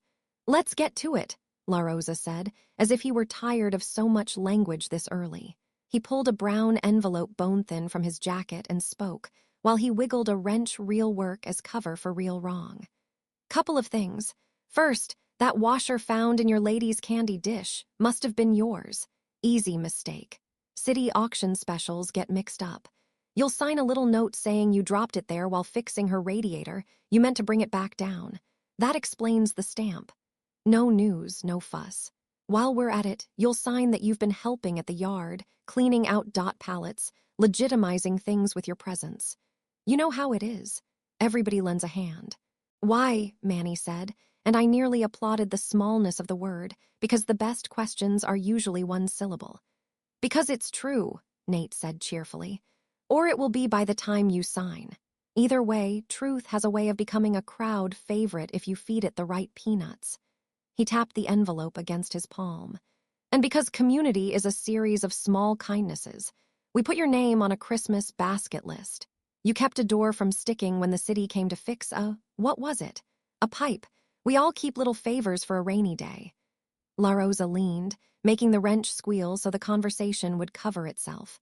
"I don't like the sound of cops in kitchens," he said to the pipe from 2 inches away. "I like to solve things at the level they live." Manny didn't move. You could hear his breath on the recording later, steady, then steadier with effort, like a man trying to hold a heavy grocery bag long enough to make it to the counter without dropping eggs. He looked at the envelope like he looked at the boiler, something that made heat in cold rooms that also could explode if you didn't respect it. "Mr. Diaz," Nate said, that false friendly formality rolling around his mouth, "consider this an opportunity." "To what?"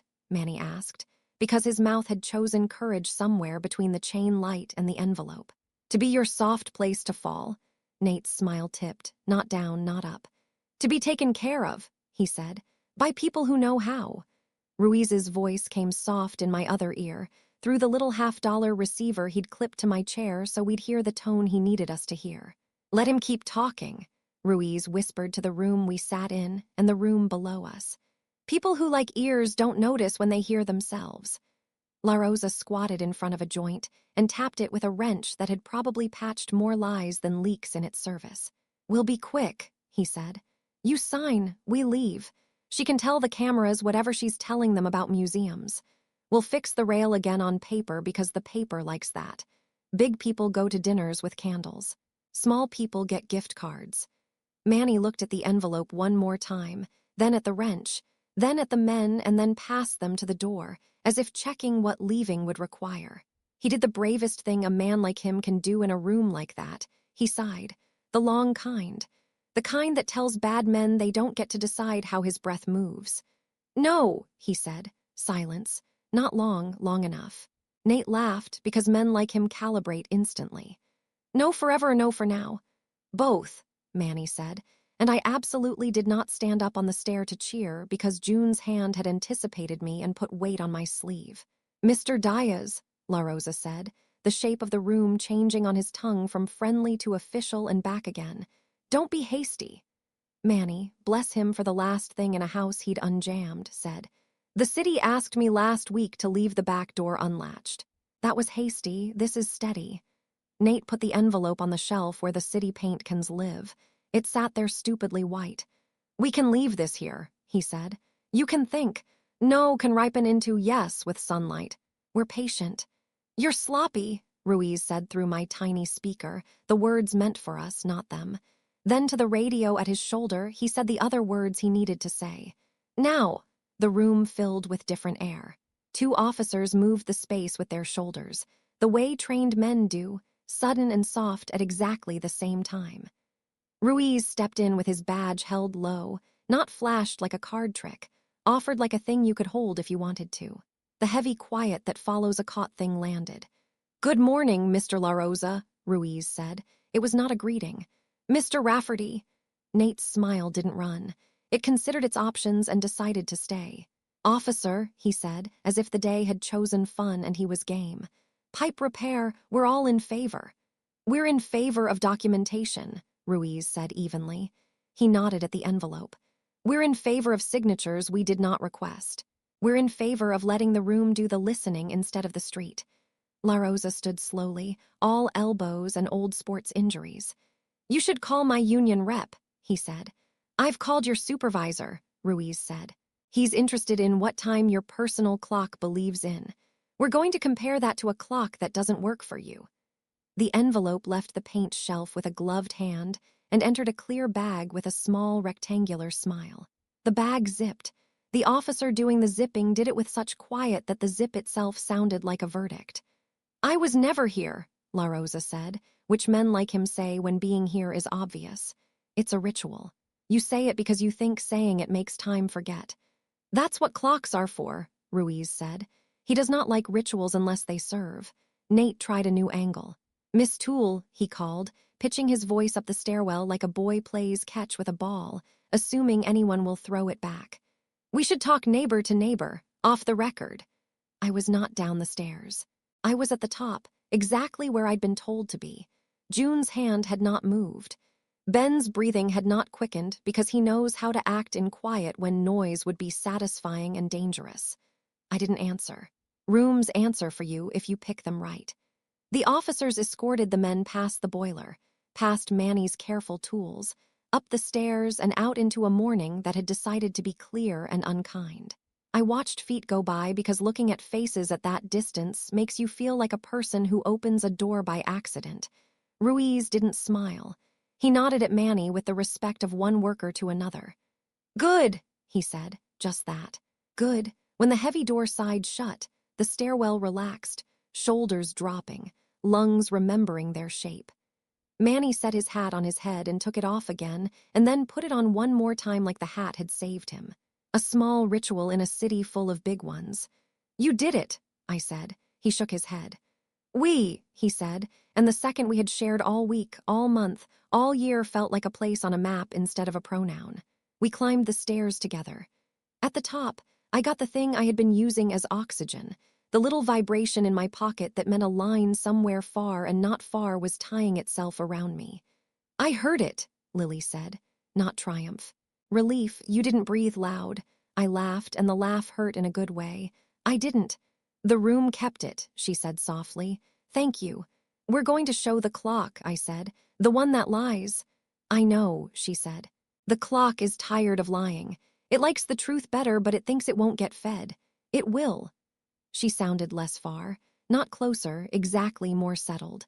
Like a person who has finally stopped standing in a doorway and sat down. "Mom," she added, the word thin around the edges in a way that told me we were nearing a new kind of end. "I'm here. There's one more thing for the museum," she said. "In the cigar box, bottom, it's folded like a paper boat. I forgot I put it there. You're going to need it when somebody asks you to say what I was like. You always say the big things." A tiny smile in the sound. "Use the small one." "What small one?" "You know," she said, and I did. "The pancake story." The line softened again, weight set down, breath slower. "It's almost time," she whispered, and my heart heard the way she meant it. "Don't hang up first." "I won't," I said, and I didn't even promise to try because I wouldn't have believed me. An hour later, the city put on a show of accountability because cameras were pointed at it. And sometimes that's how the right things get done in a place that believes up to a point. Ruiz stood with the maintenance supervisor and an IT person who had the look of a man surprised to be outdoors. They pointed at screenshots. They said words like server time, sync, audit trail. The press wrote it down because the words sounded official and not like grief. The clock-nice brass circle in City Hall's shot, ticked like ticks do, not caring that its cousins had lied earlier that week. When it was my turn for the microphones again, I did not go to the library. I went to the stop. I asked the crew chief, the one who had tied a second ribbon and then left without making a speech, if it was okay. He nodded. He stood to my right like a tree. "I'm not here to argue with anybody's lawyer," I said. "I'm here to tell a small story. My daughter made pancakes on Tuesdays because she said the week needed a sweet spot. She burned the first one every time because that's what pans do. She flipped the second one with her whole arm like she was helping the gravity under it make up its mind. She ate the third one sitting on the counter with her legs crossed. She put a little butter on the fourth one and took it in a napkin to the super because he once fixed our light in the hall without being asked. That's the sentence I was told to use to describe her when the room gets too big. She brought pancakes to people who made rooms work." Reporters looked confused for a second and then looked less confused because the little sentence did what Lily said it would. It put the museum on the table. People looked at the chimes instead of the microphones. The sound they made was different now, less warning, more remembering. The bus sighed and went on. We came home to a note slid under the door in a hand I didn't recognize. No letterhead. No stamp. 5 words. "You won't be warned twice." Ben held it to the light with a little lamp he uses to check shorted fuses. June photographed it like she was going to cross-examine it later. Ruiz came, looked, and tucked it into a bag that had a place for stupid. "Scare, not promise," he said. "They're trying to change the room again. We won't let them." He left his card on the entry table, official paper in the bowl that used to hold gum and now held a bee. He told us to sleep. I didn't. I sat at the kitchen table with the cigar box and tipped all the small things onto a towel. The marble, the feather, the pool ticket stubs, the ribbon, the dented penny, the guitar pick. At the very bottom, taped down the way she taped down directions in places she hoped I would look eventually, sat a little paper boat. I lifted it gently. Lily's forward letters stood on the sale, for museums that need a door. I unfolded it. Inside, one line in smaller script like she'd whispered it into the pencil, "If the room gets loud, make it small again. Bring something that smells like home." I breathed in. Lavender, pancakes, paper, wood, dust that knows your name. I put the B to my lip and said the words to the dark the way you do when you need to memorize them for use in some future that doesn't have a date yet. "You won't be warned twice," the note had said. It was wrong. I had been warned twice and saved twice. The first time by a voice at 2:17 that had told me to check the blue dress. The second time by a text that told me not to walk into a room alone. This was a third. I didn't know what for yet. The city was turning. The case was moving. The rooms we picked had kept. But something else in the machinery was still catching. The phone lit once more that night, late enough that even the chimes were sleeping. Unknown. The fear that had lived in my body so long it had claimed a chair stood up. "Mom," Lily said, the word a hand held out. "Tomorrow is the last big room. After that, the museum lock changes. Don't be scared when it sounds like the door closes. It doesn't, it just learns to be quiet." "What room?" I asked, even though something in me had already started walking toward it. "The one with pews and microphones where they pretend they can hear," she said, amused again, kind again. "Don't let them make it big. Bring pancakes. Bring the little sentence. Bring Manny. Bring the chimes if they'll come." The line didn't fade. It rested. Then, so soft I pressed the phone deeper to my ear to pull it in. "Don't hang up first." "I won't," I said. I could feel the click waiting like a wave. I could feel the morning building its bones over the city one rib at a time. In the morning, the council chamber would turn into a courtroom and a stage. And the last thing Lily asked me to carry there wasn't evidence, but the smallest smell of home. In the morning, the city put on its best face and set out chairs in a room with pews and microphones where they pretend they can hear. I packed a paper bag that smelled like a Tuesday at my house. 4 pancakes, one burned just a little because first ones always are, one flipped perfectly, 2 folded in napkins to share. I put the bee charm around my neck and the blue ribbon in my pocket. The cigar box stayed home on the hallway shelf, lid resting under the loop of brass like it had finally found its address. We met on the steps outside. June in her blazer, armor shining without a scuff. Ben with a thermos, and that look he gets when he's ready to be invisible and useful at the same time. Manny with his hat crushed in his hands and his mouth set like a man who had decided which way. No points. Francis in his depot jacket, cap tucked under his arm, eyes red but standing. Miss Patel arrived with a folder held like a newborn and a cardigan that made me think of capes. She leaned in and kissed my cheek the way women do when they refuse to learn how to stop being gentle. "Bring something that smells like home," Lily had written. I held up the bag. Miss Patel smiled. "Good," she said. "Rooms remember." Inside, the council chamber was trying very hard to be important. Brass rails, big clock, name plates, a mural that wanted to be history. Microphones blinked like a row of patient insects. The room had its own weather, the kind that dries out your mouth and makes you hear your heartbeat in your teeth. A bailiff whispered to a clerk. A council member practiced her concerned face. A lawyer checked his hair in a spoon. Ruiz met us at the side door. No theater, no flourish. "I'll go first," he said. "Then Miss Patel. Then you if you want. Then Manny. Then Francis. Then the city's IT and maintenance with their clocks and their excuses. You don't have to stay if it gets stupid." "I brought pancakes," I said, and his mouth did that small, reluctant thing that was almost a smile. "Of course you did," he said. He lowered his voice. "We've filed charges, official misconduct, tampering, obstruction, fraud. Rafferty's bail conditions now include, do not speak to Miss Toole in a font so large even a lawyer can see it. La Rosa's badge is in a drawer. It is not coming back out soon." It didn't feel like victory. It felt like a floor that had stopped moving. The gavel hit wood. The room reset. Ruiz spoke like a man who knows how to bring a room's shoulders down 3 inches. He did not perform. He laid out the chain, the ticket number, the pre-closure at 1:52, the bus video that showed the rail opening at 2:03, the tote with dot washers, the envelope in the boiler room, the recorded confession from Francis, the sealed deposit from Lily and Evan made 3 weeks before the accident. He said the words "we failed," and you could feel the room encounter its own reflection and try not to look away. Miss Patel followed. She did what she always does, turned a space into a promise. "Libraries do 2 things," she said. "We keep and we share. These rooms are not confessional booths or courtrooms. They are shelves for truth to sit on until it needs to be taken down. A young woman and a young man asked our room to keep their words safe. It did. It will continue to do so for others. This is not a story about ghosts. It is a story about good record-keeping." She smiled at the clock the way a librarian smiles at a child who has just put a book back in the wrong place. "We will be improving ours." I stood because sitting would have made my legs lie. The microphone didn't like me at first. I put a hand on the paper bag and the room's edges softened a fraction. "My daughter loved Tuesdays," I said. "She said a week needs a sweet spot in the middle so you don't have to hold your breath all the way to Friday."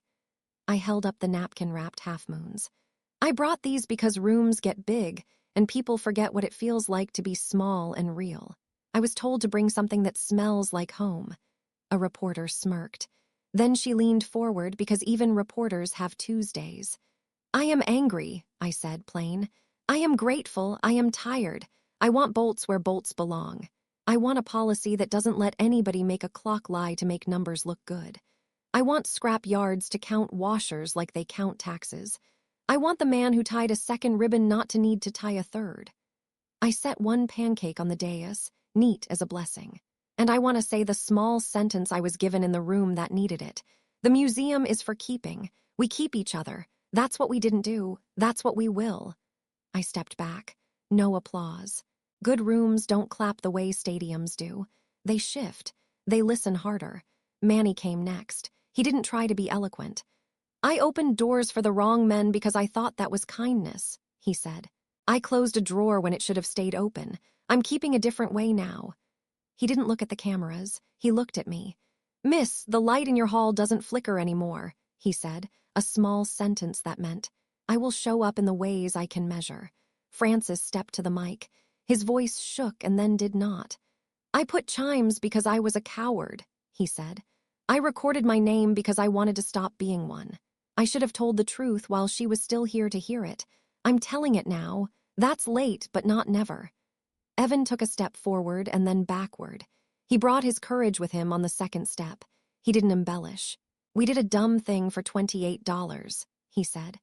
We told the library because we didn't know who else would keep it. I'm sorry. I'm fixing bolts this summer with the crew. That doesn't pay the bill, but I'm not leaving it on your table. The city's IT man did his part. He showed graphs with lines that didn't match. He said server time and audit trail, and then said a sentence that made the council member shift in her chair. You can't pre-close a thing and call it fixed. You can only call it pre-closed.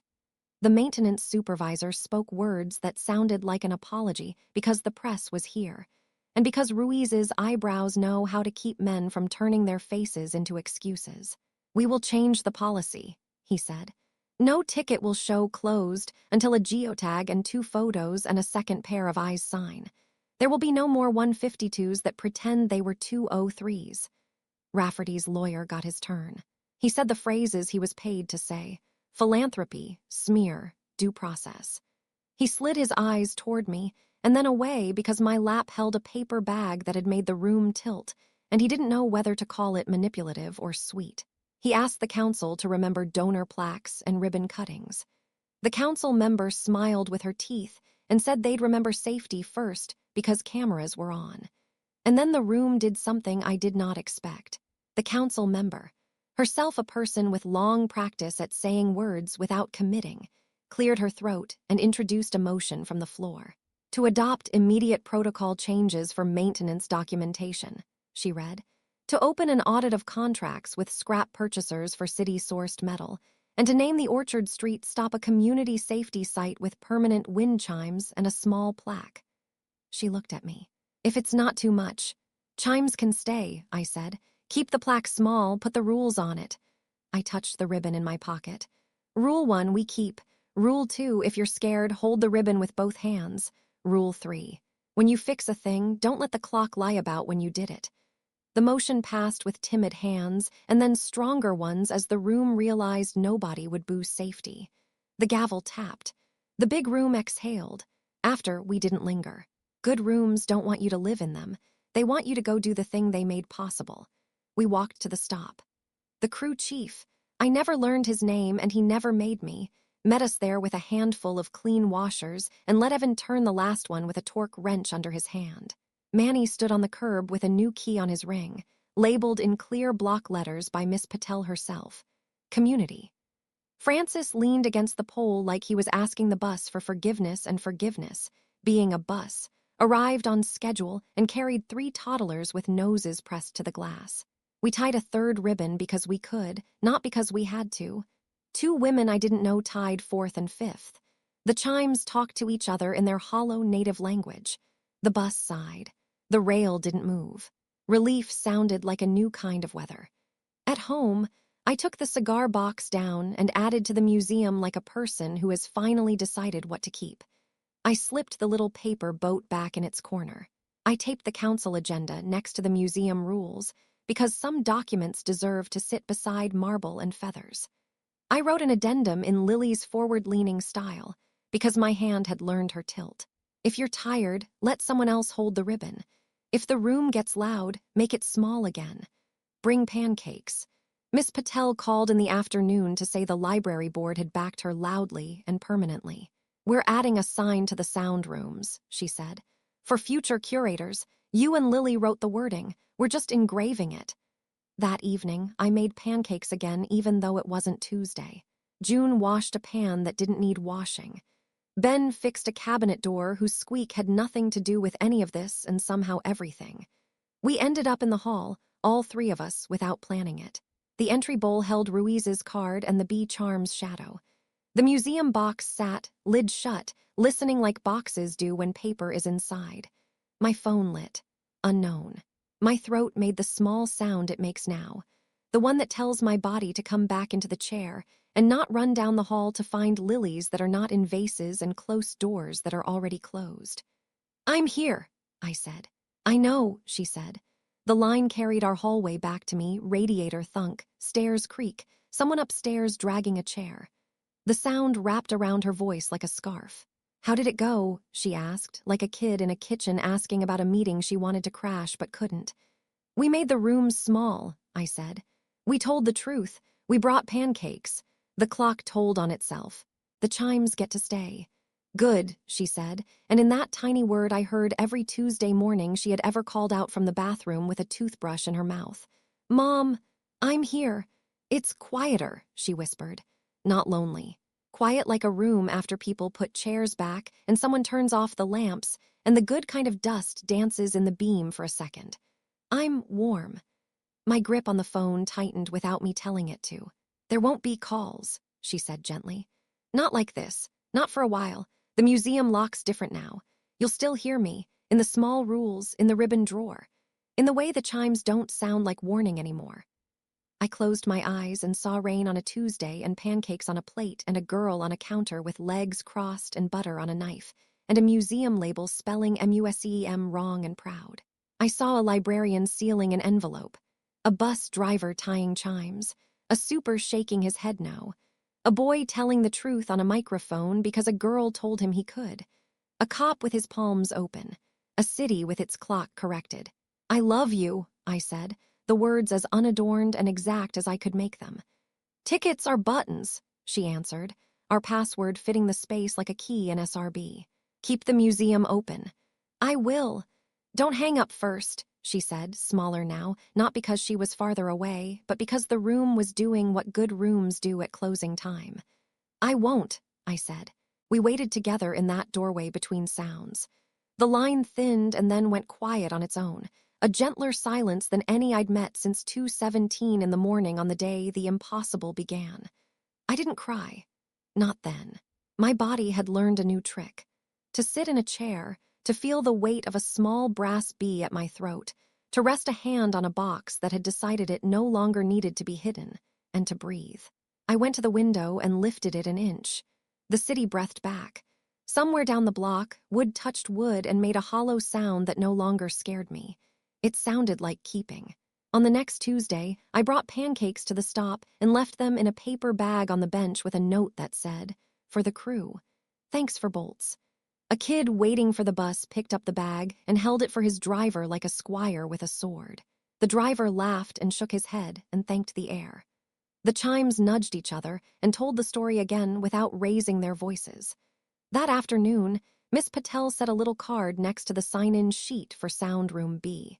For future curators, it read, "Rule, if you're scared, hold the ribbon with both hands. Rule, if the room gets loud, make it small again. Rule, tickets are buttons." I tucked a new note in the museum for someone I may never meet. It said, "If you find this because you need to, you're allowed to make a rule too." I still keep my phone face up at night. I still jump at 2:17 and then breathe when the dark stays dark. Sometimes the chimes sing in my dreams and I wake up smiling. Sometimes they don't. Either way, the museum is open. The rooms we picked saved us. The small sentences keep doing their work after everybody goes home. And on some Tuesdays, when the house smells like lavender and butter and paper and wood, I stand in the hallway and say into the quiet, "Tickets are buttons." I don't expect an answer. I don't need one. The door opens anyway. If this story found you when you needed a small sentence and a good room, stay. There are more museums to keep and more quiet rules to write together.